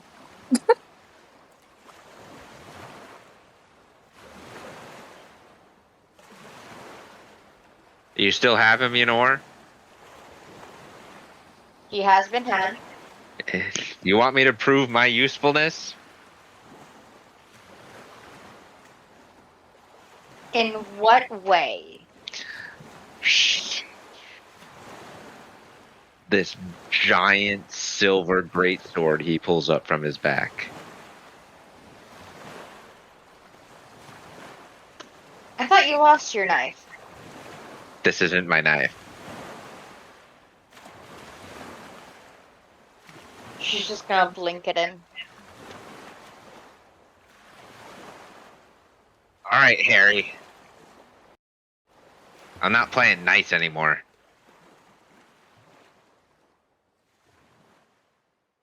Oh, poor Harry. Oh, poor Harry. Harold. Oh, poor Harry. Fucking Howard. Oh, Jesus Christ. All right. You guys ready for this series of rolls from Mr. Belfast? Who you all thought was this innocent, maybe not so innocent, but helpless person? We are ready. 41, natural 20, 39, 34, 26. Since Well, he got a go- natural 20, does that mean that we get an inspiration? Yes, everyone gets an inspiration back.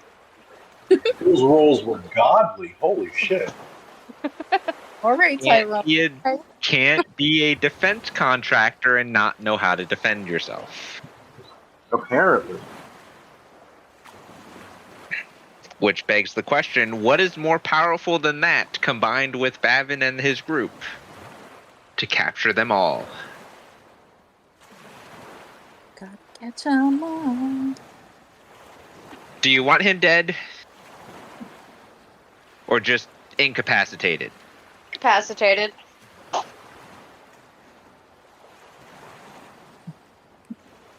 I dissentingly agree.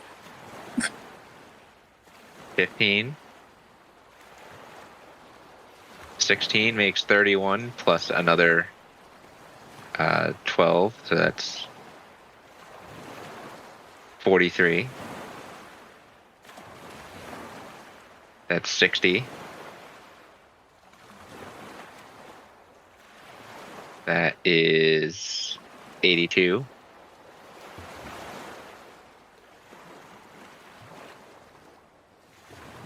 He is no longer invisible, and he is unconscious.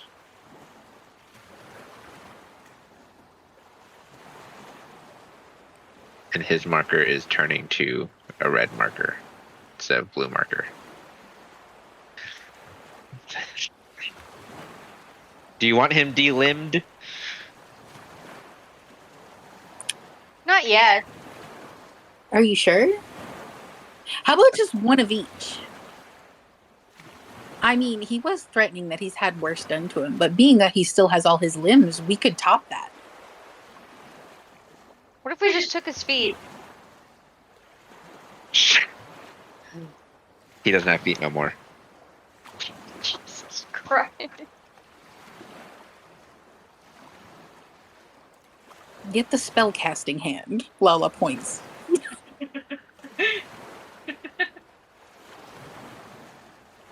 Tyrone gives you a look, after she points to his spellcasting hand.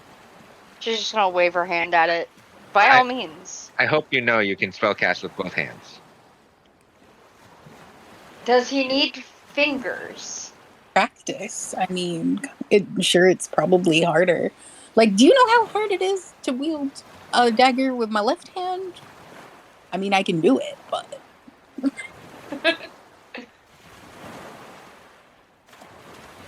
Does he need fingers for it?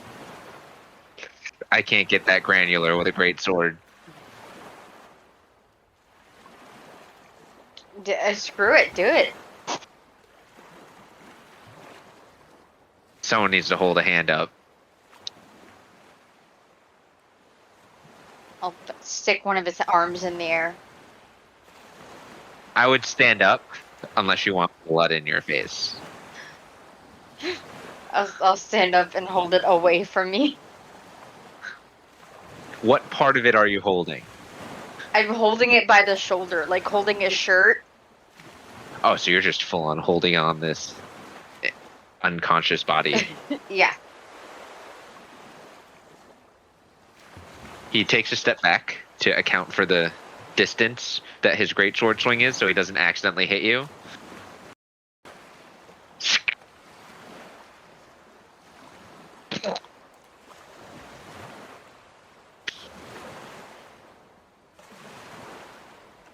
The other one too?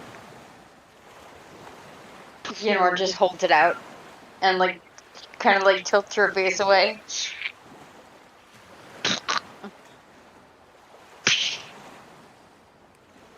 Do we have to put a tourniquet on him now? Do you want him to die? Not yet. Then yes. Oh. You could just sear it closed. Dawnbringer. Just Yeah. we could also just put it over the stove. That involves lifting him some more. And he's really heavy.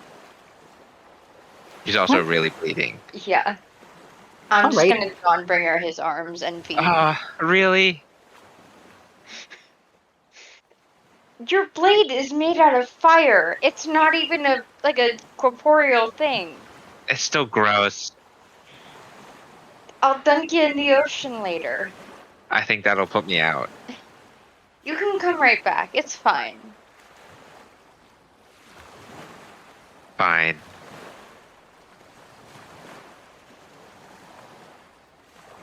Yeah. 4 times. Bleeding stops. Smells worse than Mr. Belfast's shit earlier in this room. And all the food that was on the table is now covered in blood. I didn't even get a burrito. You did. You had a Okay. burrito on your plate. But like the It's bloody burrito now. bar, like your burrito's fine. Okay. But the burrito bar, blood That was such a waste. and some sinew. Extra protein? He is no longer bleeding. He is mutilated. And he is unconscious. I'm gonna tie him up. He doesn't have thumbs! Since when do you need thumbs to be tied up? He can't go nowhere without thumbs. I'm wrapping his arms around his chest, and then I'm wrapping around his knees, so he can't even try to worm his way. Okay. After this gruesome display of interrogation, we are going to take a quick break, and we will come back here in a few moments. Thank you all so much for tuning in, and we hope you had gained some sort of sick enjoyment out of this. We will be back here momentarily. I am just floored by what I've heard. I mean, we a lesson.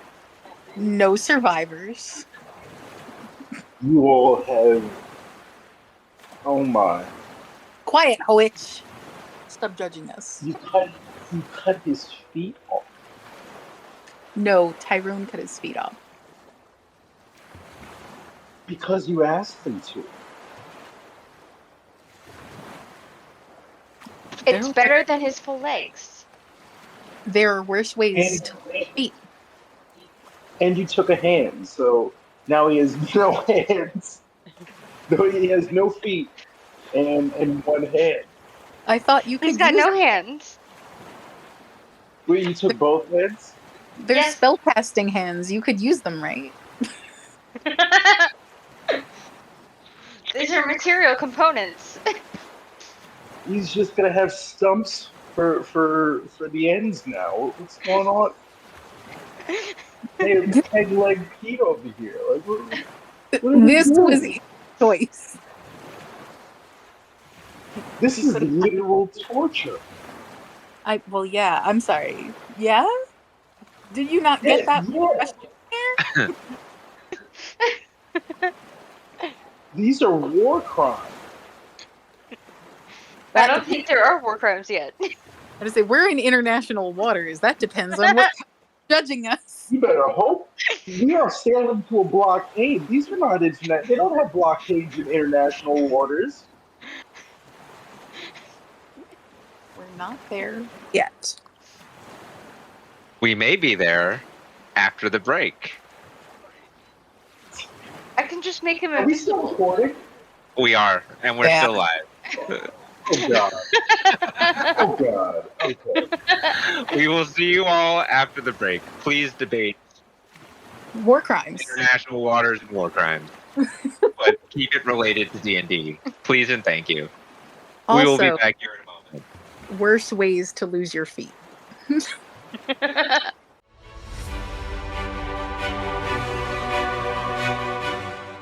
Thanks for tuning in. If you're enjoying the show, leave a like and review. It will help lead others our way. If you want to support us further, head over to our Ko-fi page, chaoticallybalanced.com/support, linked in the description below, and see what exclusive content we have for you. Without further ado, let's get back to the adventure.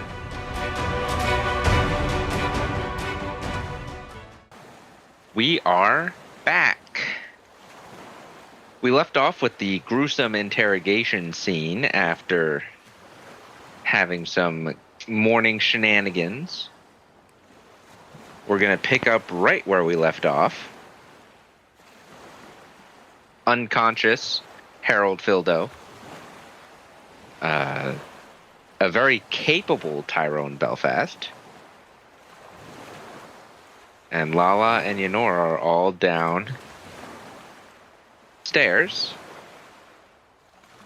In the meantime here, it looks like Dido is keeping an eye on the distance to the blockade, and Kraka is just making sure that everything is okay above deck, while Joachim has been attempting to get his ship unsabotaged.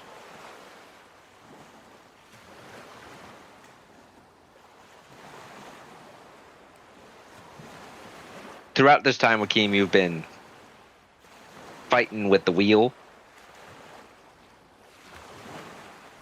Eventually, you do get it unlocked, and you are able to adjust course again. Okay. I'm going to need you to make a survival check. Okay.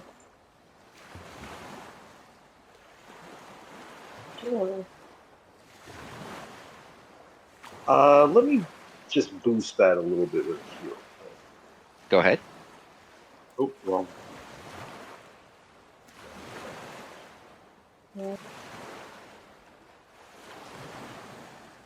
Cool. 19.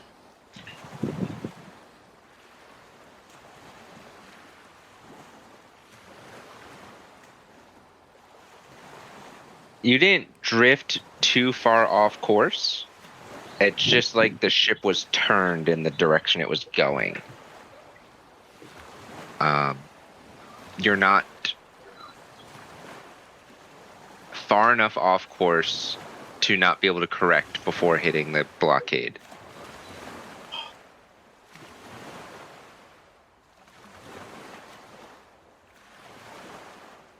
Do you take your time course correcting? I do. This is important, and I would trust that things are being handled downstairs. So, Okay. so yeah, I pay attention to what I'm doing. You course correct. You have the space to not have to do it hastily, so the ship stays relatively even as you're, shouldn't say even, level as you're course correcting.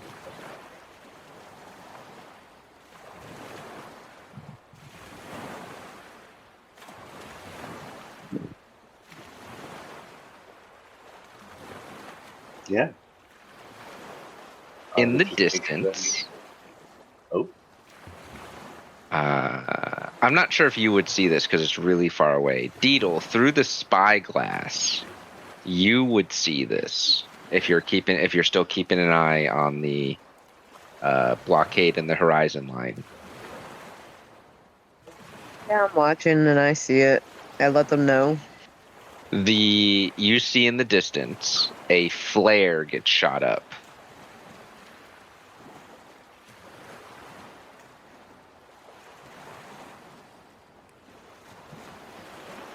From one of the blockade ships. See a flare, guys.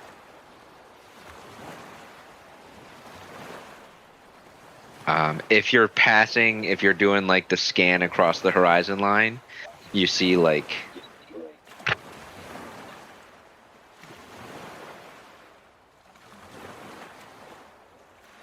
miles up the line, like there's a bunch of distance between each of the ships, but they're close enough that they could see each other. So you see like 3 ships up until the horizon line kind of goes off into your blind spot. You see another flare get shot up.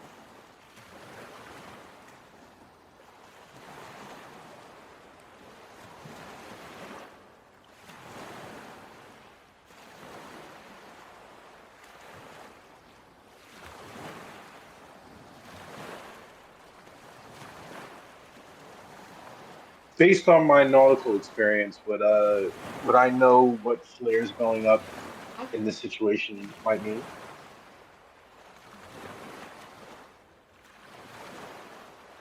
One second. We just lost partial power. Oh no! Yeah, it doesn't look like. Let's see. The streaming devices are still up. I'm still in. You're still in chat. Your computer's not off. I can't hear anything in my cheeks. All right.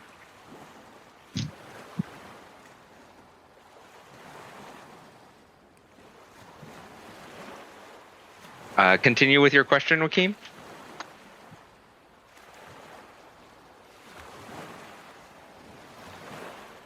I was just going to wonder if, based on what Deedle just said regarding the flares going up, if my nautical experience would have me understand what that means in this situation. Give us 1 second. Yanor's headset is not reconnecting to her computer.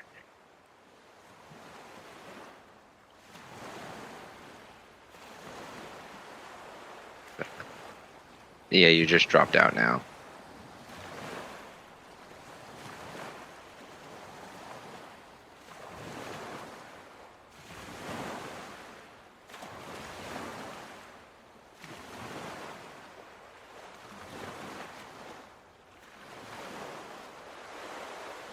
Yeah, it did kick you off. She's got to rejoin in. It flickered just enough for her computer to shut off. Told you it did.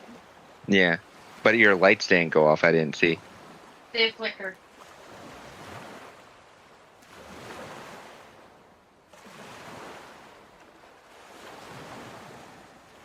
It's a very strange power flicker.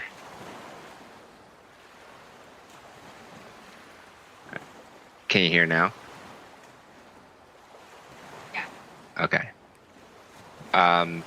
From your nautical experience, do you know what those flares would mean? Yes. You don't necessarily know what the color is because everyone uses different colored flares except for like emergency flares. Those are usually the same color.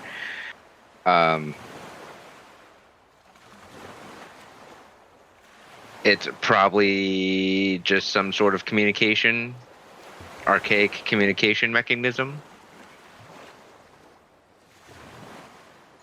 Okay. I would then tell Deedle, don't pay it too much mind.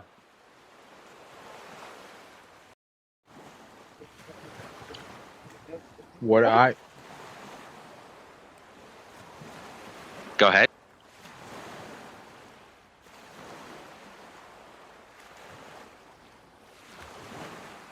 I can't hear you anymore, Kevin.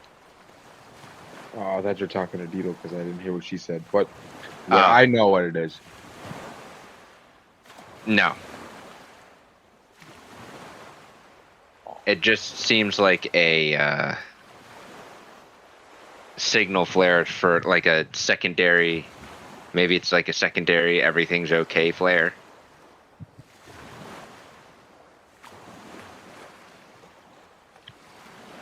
I think it's we spotted something, Claire.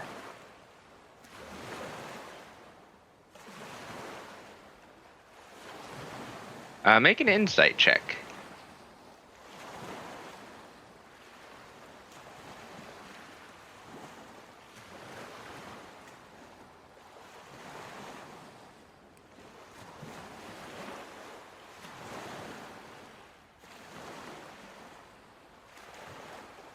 Okay.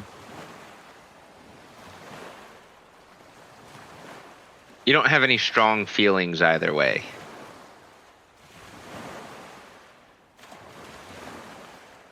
Okay.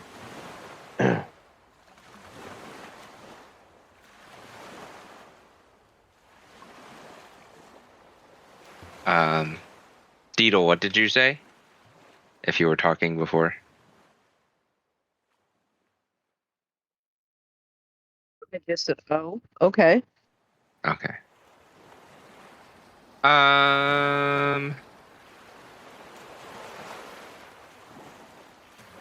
You don't see any ships breaking off the formation in the distance to be coming towards you. Your ship. So at least in that instance, everything seems to be okay.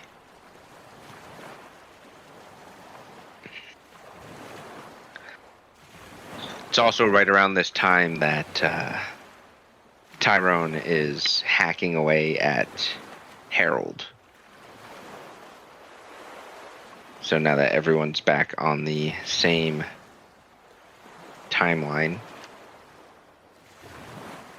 Yenor, when does your zone of truth dissipate?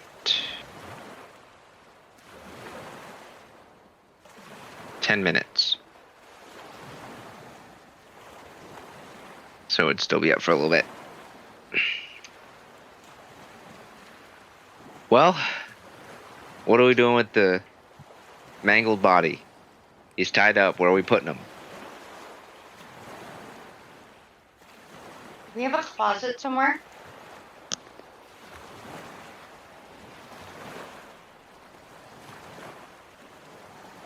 There's a storage room downstairs, or I can put him in my room next to me. Be just as equal torture having to make him listen to me sleep. Yeah, that works. Mr. Belfast just kind of drags him. He could probably pick him up. He's doing it on purpose. He's just dragging him across the back here.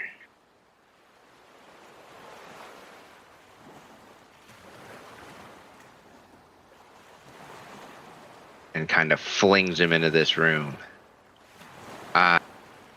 Do you need me for anything else? I can stand here and wait for him to wake up.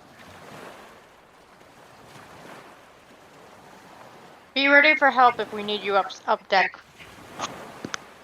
Okay.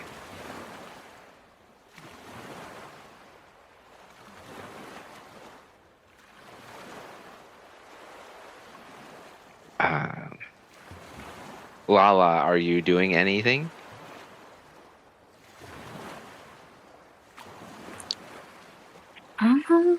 Nope. I think she's probably just gonna strut upstairs. She's pretty pleased with herself right now.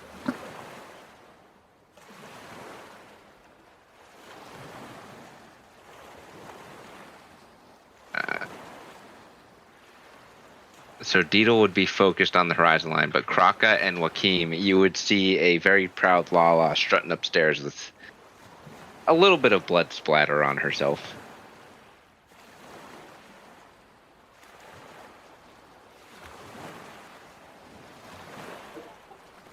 Where did that blood come from, child?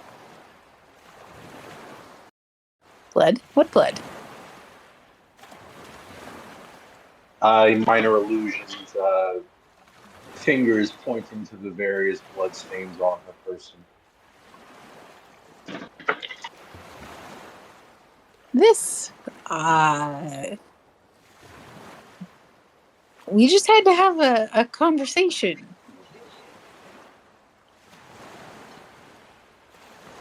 A conversation which involves bleeding? It did.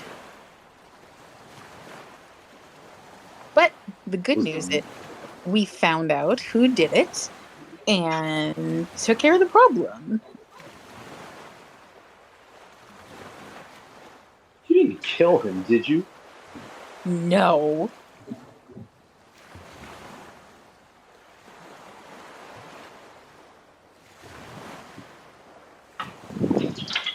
This is probably going to be useless, but...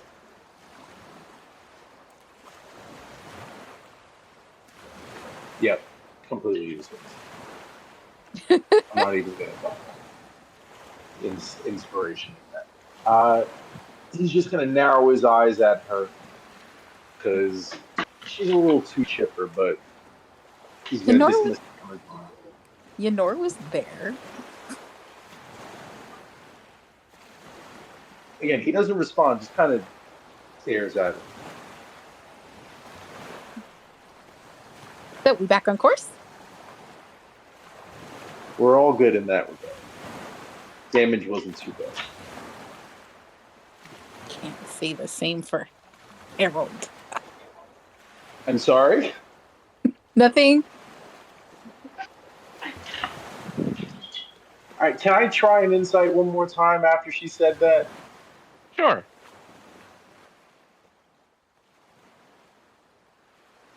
It's better, but it's not going to get me anything.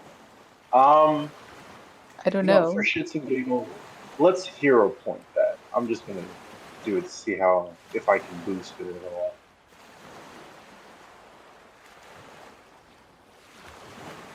Oh, okay. 22. Lala, go ahead and roll a either deception or persuasion. It's your choice.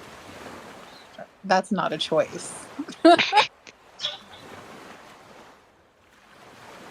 Not for me. Listen, they're the only two applicable skills.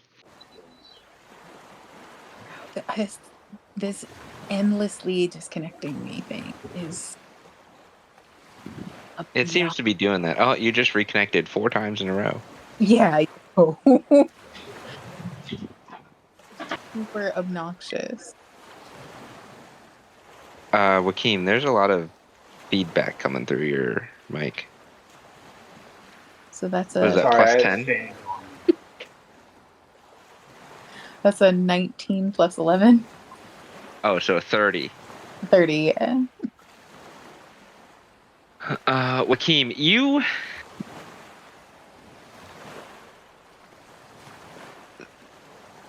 you sense that something happened, but she is not lying that he is not dead.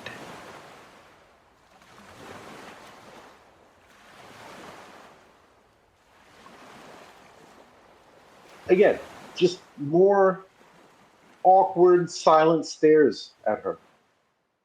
Like, you know her well enough to know that something happened and you're not entirely sure what. But Yep. she is being very convincing right now, so you believe her. Yes, but like, kind of like. Hmm. So what did we find out?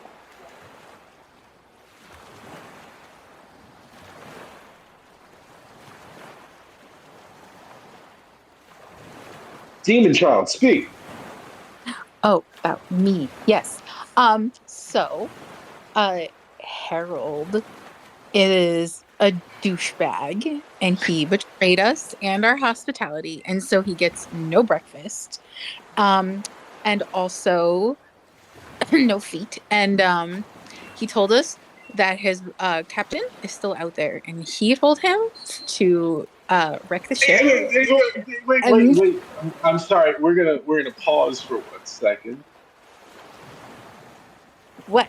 Let's run it back a little bit. You mentioned something. He had no breakfast and I'm sorry, no feet. No chance at defeating our line of interrogation. No, you didn't say all that. You said no feet. I mean, yeah, luckily the kitchen has cooled down. Please don't tell me you cut off his feet. What? Who would do something like that?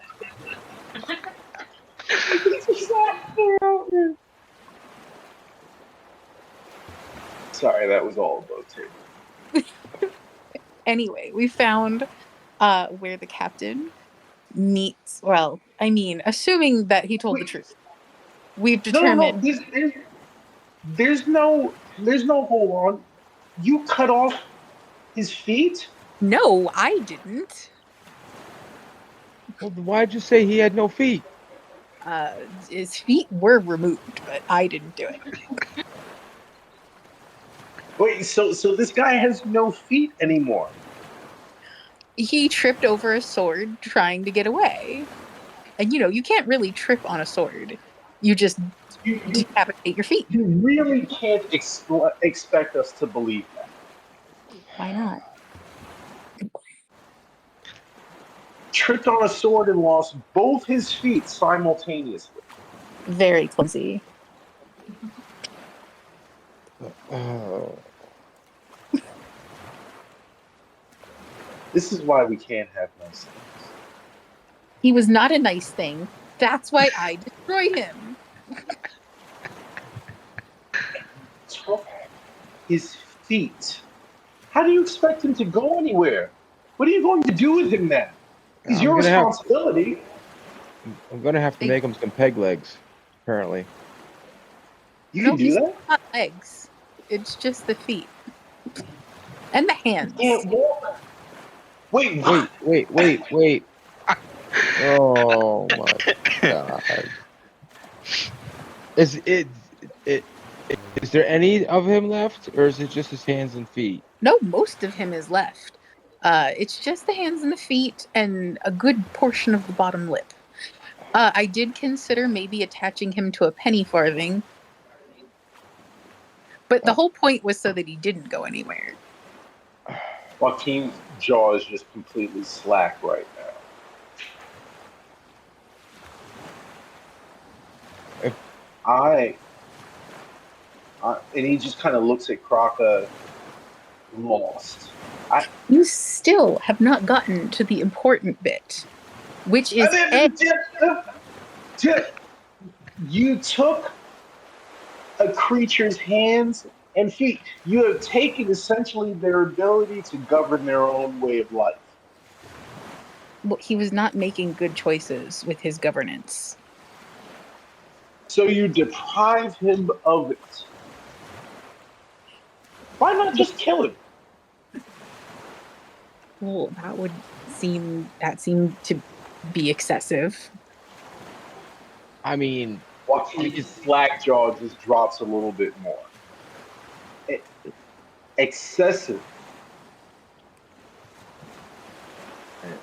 Mhm. she must he's still alive for more information, at least, though. Yeah. See?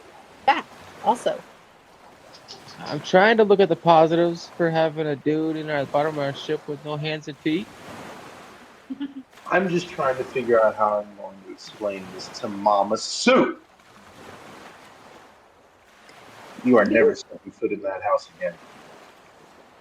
I would never cut off Mama Sue's feet. She would never betray us. I would never allow you anywhere near her to even think those thoughts going forward. Forget you, you demon child. And he Anyway, would go back to the. What happened? so anyway, I got us the information. You're welcome. He also didn't kill you in your sleep. You're meant to scare me, child. Fine. Next time, I will allow them to live to cut off your feet. Croc, I'm gonna leave her with you. I've got a ship to pilot. And he will pop back up to Captain Spot, and he will continue again, just shaking his head in complete disbelief at this child. He No, doesn't that appreciate that anything. that's fair because at least I can retract my hands and my feet if I piss her off.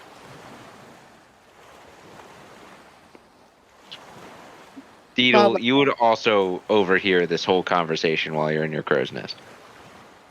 Lala is talking to Kraka. She just gestures at Joaquin and is like, he doesn't appreciate anything. Just gonna shake my head.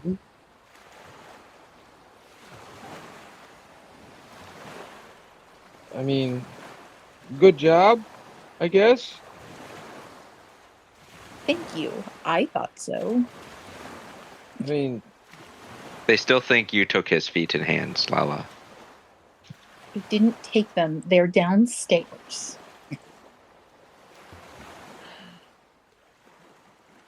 well, you said something about he's still working with the captain. Yes. Apparently, his old captain who tried to kill him told him to mess with our ship and has some sort of meeting, knows something about families, blah, blah, blah. Anyway, So we found out where the did captain you, meets. since he was basically defenseless, since you took his hands and feet, did you search him? Like, how did he get in contact with this captain? Like, was this a ruse before we destroyed their ship? I assume he must have come in the night at some point, but no, I didn't ask. I didn't see any sort of communication device. But he also disappeared, and I don't understand all that magic nonsense, so I figured it was something magical. I mean, I can talk to you all in your heads. If I want to.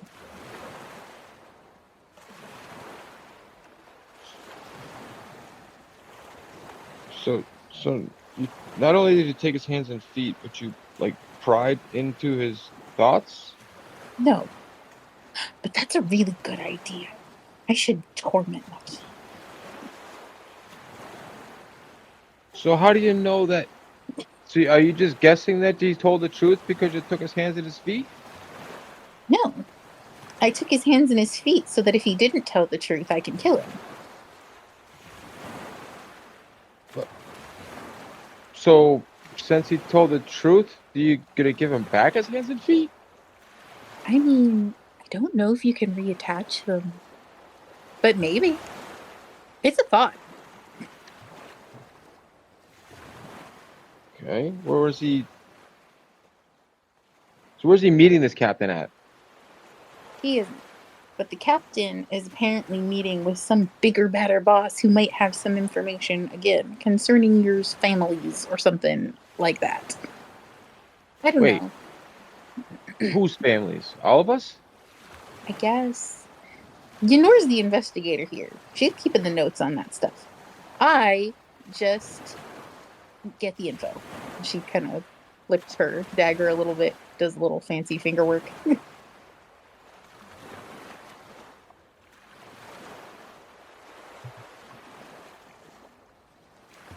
Okay. I'm sure she'll be up soon. Maybe she's trying to attach his hands and feet, you know. I guess Yenor Trying- walks up. Well, while this conversation is happening, Thesson looks at you, looks at the dismembered hands and feet, looks at you, looks back at the dismembered hands and feet, looks at you. Is he going to eat them? Is he hungry?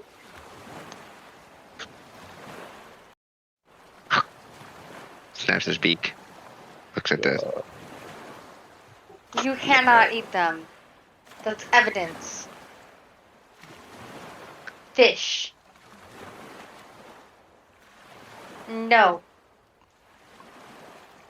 That's a no. He just keeps looking up and down. I'm gonna grab the hands and feet. They're a little squishy Yeah. and slimy. Yeah. Is there like a sack around here? Yes. I take the sack and I just Okay. shove them in. And I close it real tight. That's a no.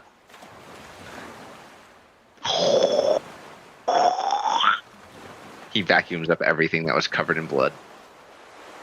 That's really gross. And the pools of blood that were on the floor. You have a clean ship now. Thanks, I guess. Ew. Another set of wings comes out of its back. Oh. It's gonna be real hard to convince everyone that you're just a pigeon. When you do weird shit like this. When he sits and folds them up, he looks like a normal pigeon. How? Just folded, they look like bigger feathers. Okay. You have a sack full of hands and feet.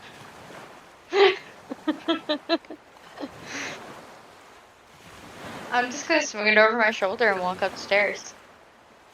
Your zone of truth drops. Yep. The rest of you upstairs, while predominantly since you're standing at the stairwell, you see Yenor walking up. She looks a little disturbed. She has a sack that is very slowly dripping some blood. And Thesson looks a little bulkier.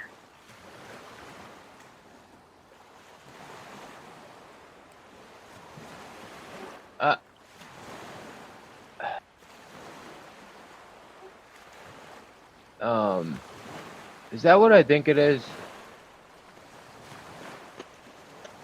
It's spell components. Yeah, that. So, well, your potion is leaking.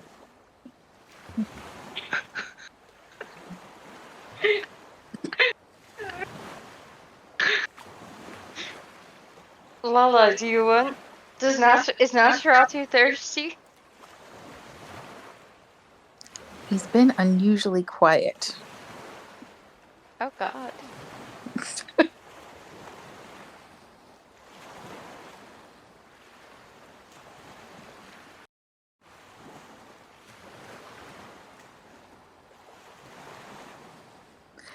Krako wanted to know about the information that we found out about.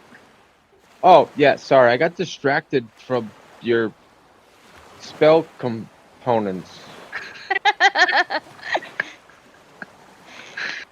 If I had, like, the spell, like, minor illusion, you'd see, like, a giant question mark above my head. But I can't do that. But, yeah. Well, you know, I thought that Wakim, being that he's now in the business of using souls, could use these for spell magic. I thought he could use some extra fingers. Yeah. He'll appreciate that you had him in mind. I certainly hope so. It's a lot of trouble. Okay.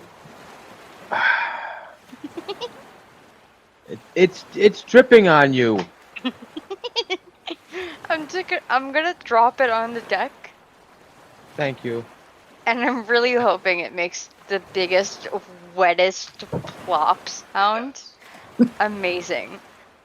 It plops. Imagine mashed potato. The rotten sack of potatoes. Oh no.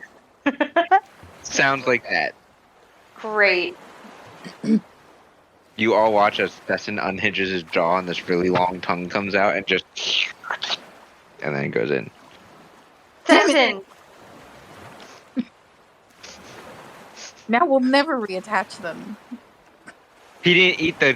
He just licked up the blood. Oh. He didn't eat the sack. Oh, good. Damn it, Thesson. It's really hard to tell them that you're just a pigeon. Then you all watch as he does he starts cleaning his feathers under his wings. And then all of a sudden he cleans under a new wing and he cleans under another new wing. And look at that. He's flapping 4 wings. I promise he's just a bird. Yeah, he's just a bird. Yeah. Yeah. But Yeah, watch me. I don't. Go ahead, Jakeem. I don't have anything to say. There's nothing to say. That you know what? No, as she said, just a bird, just a bird. He's just a pigeon. It's fine. Oh God. He poops on the deck. Oh, great. See, just a bird. Just your average pigeon.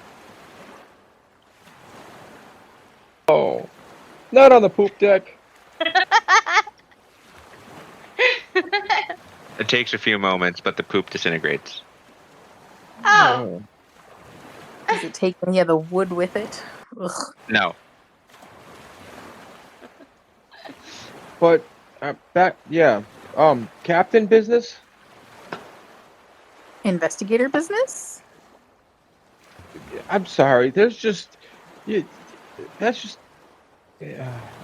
This is just a lot. I will relay what Harry Dildo told us. So for a recap, because of all the chaos, you are all told that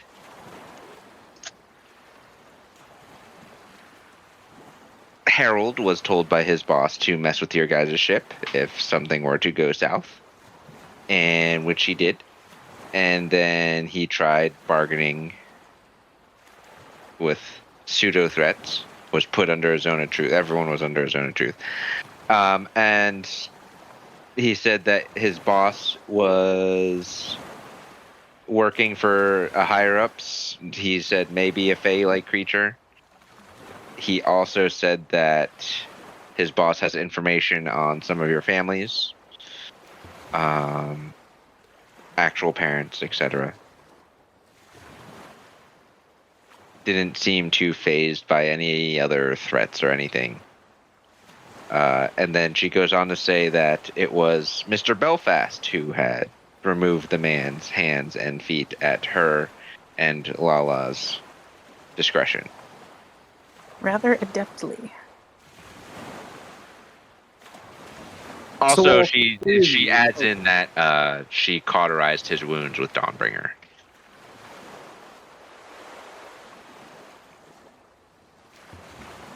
Is that supposed to make it okay? And Thesson cleaned up all the blood. Well, that's not surprising at all. Listen, he's not dead, which means he can still face charges.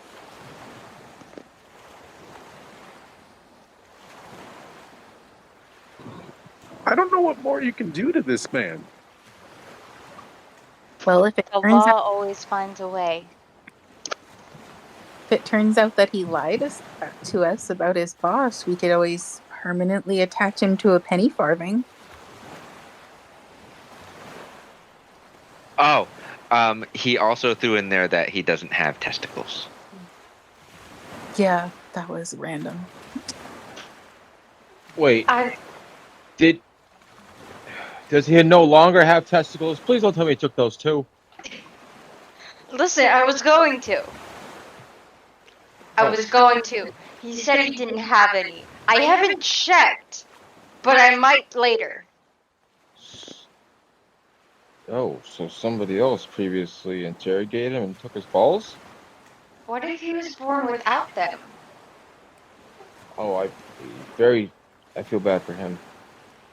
I mean, I'm a turtle and I'm pretty sure I have balls. I don't know, I can't see on the bottom side of my shell. Oh, this poor eunuch. I can't imagine why somebody would be so attached to those things. They just seem kind of hot and sweaty. Also, don't they get in the way? Yeah, I hear people sit on them.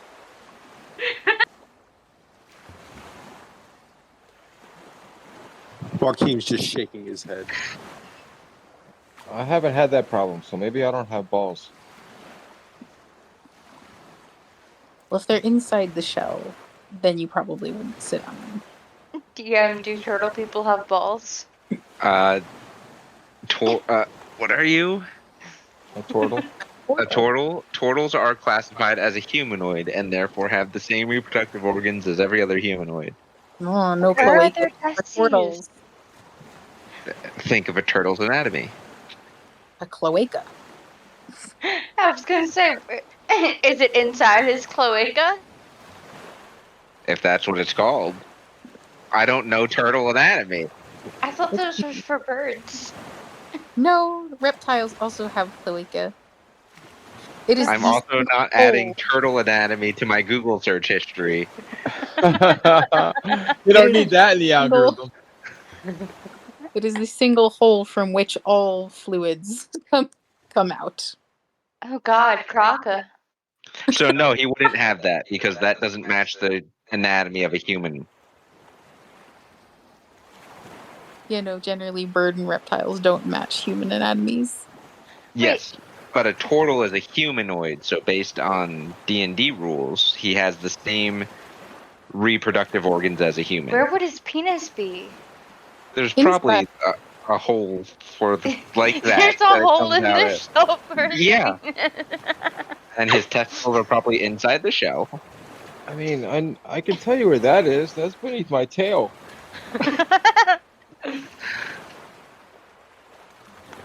This is probably really embarrassing for Kraka.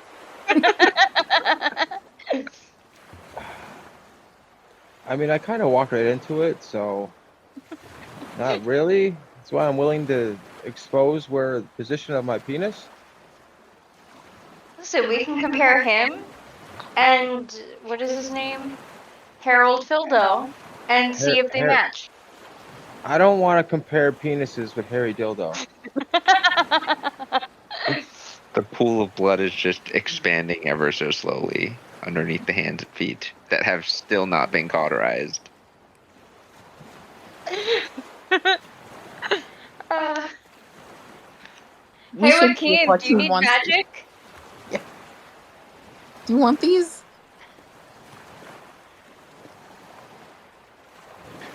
What was that, Yenor? I said, hey, Joaquin, do you need this for magic? I'm just gonna kick the bag. No, not really. The bag doesn't go anywhere, your foot sinks into it. You definitely broke a potion. Bessen's beak unhinges and just all the blood goes up your leg a little bit. Then What's the opposite of a kink?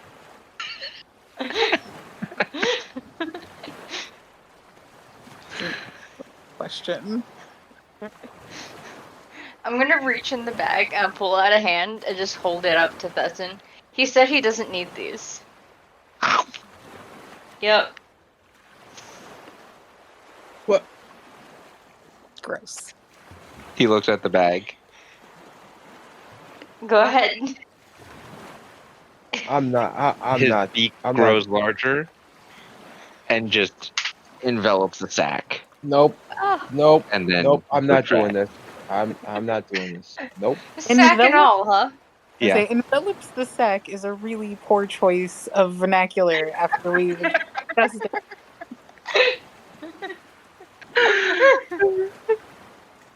Oh god. That's what the cloaca does.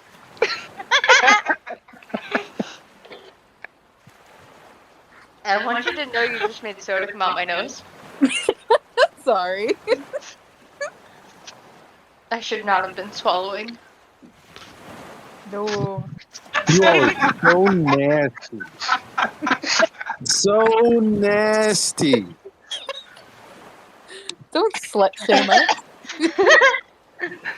All of you. And then there's like a bit minor illusion like dong, dong, shame.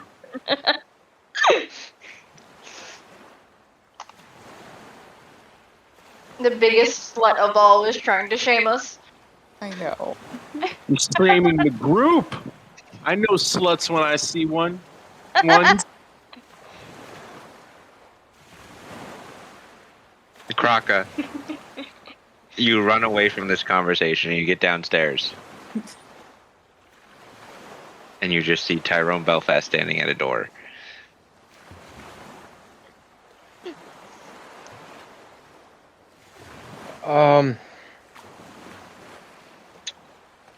Hello, Tyrone. How's? Yes, I cut off his hands and feet. Oh God. So wait, you did it? I asked if they wanted him subdued, and they said yes. They And then told they me had he. asked if we could remove his hands and feet, and I said yes.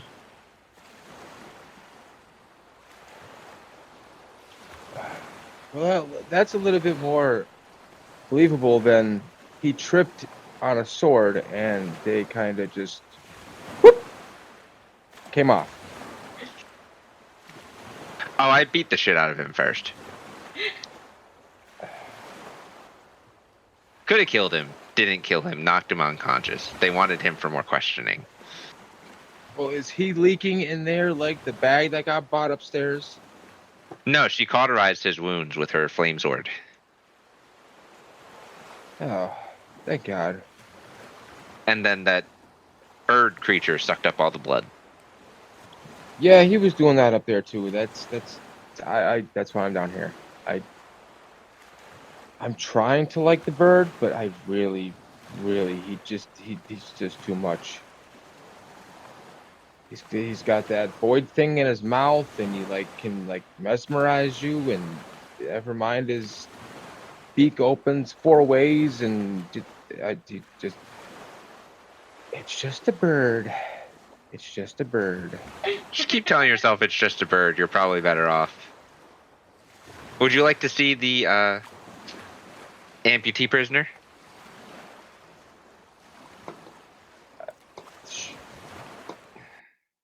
Sure.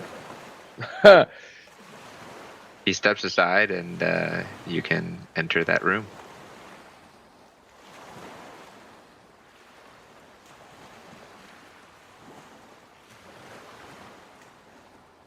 He is still unconscious. He is. Did you hogtie him? Not so much hog-tied, but like he's wrapped around his arms and chest, so he's like stuck like that. And then he's wrapped around his knees, and they're like tied together.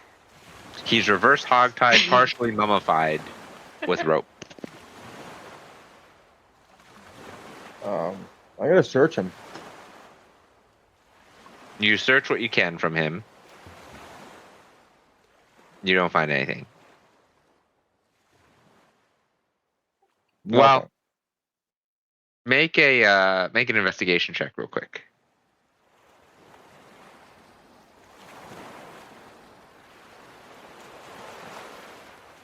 Inspiration. Oh my God. Yeah, I'm doing that again.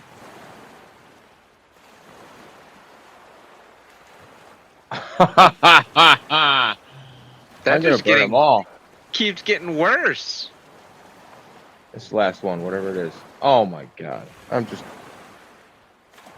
Yep, I find nothing. Somehow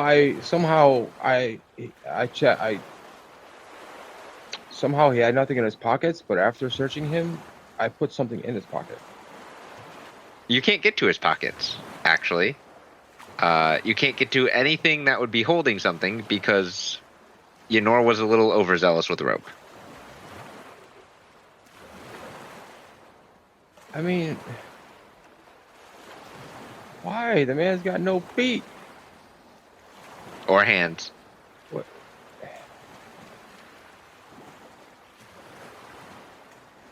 I mean, However, you can't see the no hands part. His arms are completely bound up against his torso. But you can see the no feet part because she didn't go all the way down his legs. I'm not gonna mess with it at all because I know he's a magician, so I don't know exactly what other magical tricks he has. I will say, since you investigated him, the bottoms of his legs, where his feet used to be, is just burned, singed flesh, and it smells gross. Yep. On that note, I'm leaving. As you walk out, Tyrone goes, "So, do you like the smell in there?" No, can you? I'll be back. I'm gonna go find some herbs or something to burn in there. That's gonna make the food foul. Well, luckily, there's no food back there, and Thesson cleaned up in the galley over there, so none of the food is covered in blood anymore, and the food that was covered in blood went into Thesson's gullet.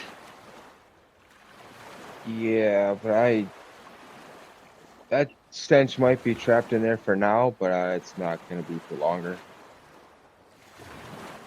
Okay.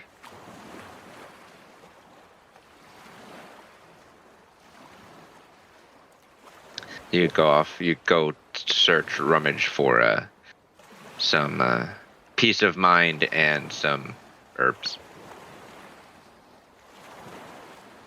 Yeah, like something like a sage or something like that, like an incense type. Yeah. The rest of you, while Kraka's doing that, are any of you doing anything else?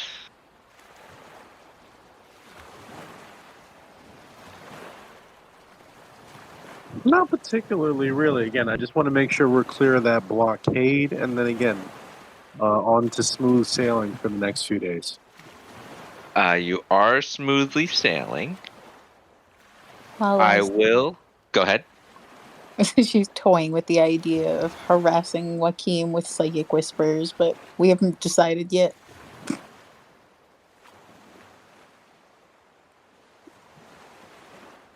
Okay. Ungrateful. Deedle, are you doing anything?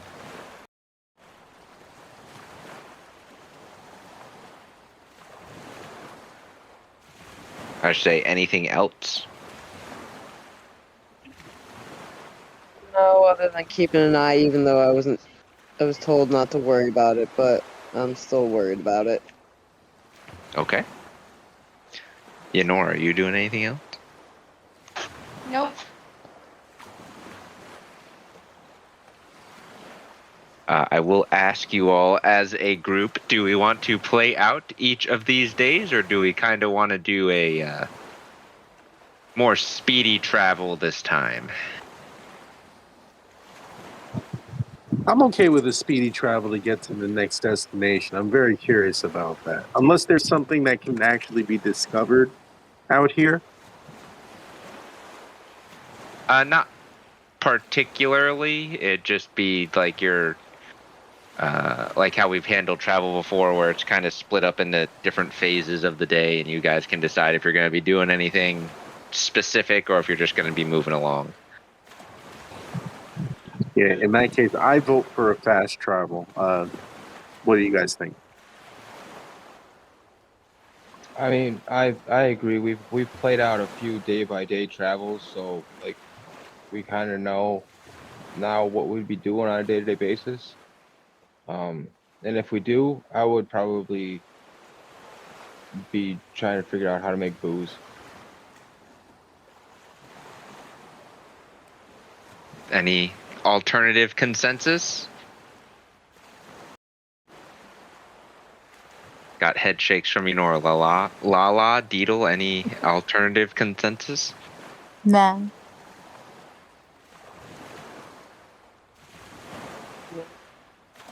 All right. So we're going to end this session here for everyone listening. But next session will consist of a handful of days of traveling. And as long as nothing major comes up in various random table rolls, it should be relatively safe. Although I didn't expect to have someone be D-footed and D-handed. So can't say that for certain. Terrible, terrible. War criminals. All of you. Well, not all of you, but Lala definitely. And Yenor. Quiet, witch. You sold your soul to the devil. Listen, Yenor deals with criminals, okay? And she made sure that he can't continue being a criminal. You made sure he couldn't be much of anything. I mean, maybe he'll start a Precisely. legitimate business. There Maybe you he go. can be a scarecrow. That's an option. Don't See, now scarecrows wear boots? You now guys you're are terrible. looking at the positive. Terrible. Again, you sold your soul to the devil. Not the My devil, soul is still just my own. Zoganoth. And it's You a, sold- it's an agreement. You agreed your soul to Zilganoth. They're gonna put that on your gravestone.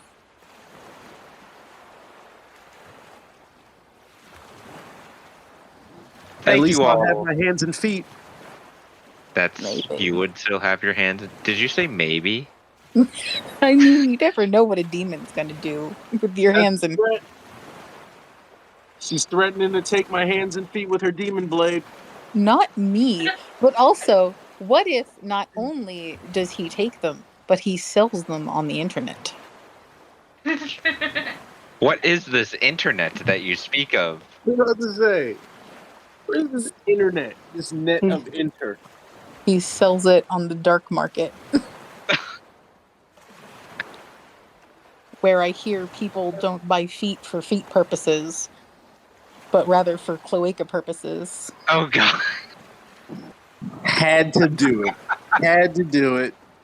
We're gonna end on that note. Thank you all for tuning in so much. I hope you don't have dreams of any of this. But please come back. Please don't be traumatized. All in good fun. Have a good night. Stay safe. Stay cool, and we will see you next week. Good night. Night, everybody. Seriously, stay safe, stay cool. It's tough out there. Good night. And remember, it's just a bird. Another adventure completed. If you had a good time, remember to leave a like and review. You can head over to links.chaoticallybalanced.com, linked in the description below, and see what else we have going on. You will also find our live stream links and info here, where we are live most Tuesday nights at 7:30 Eastern. Check out our coffee page at chaoticallybalanced.com/support, also linked below, to get access to exclusive content and help support us further. That's all we have for now. We'll see you next time.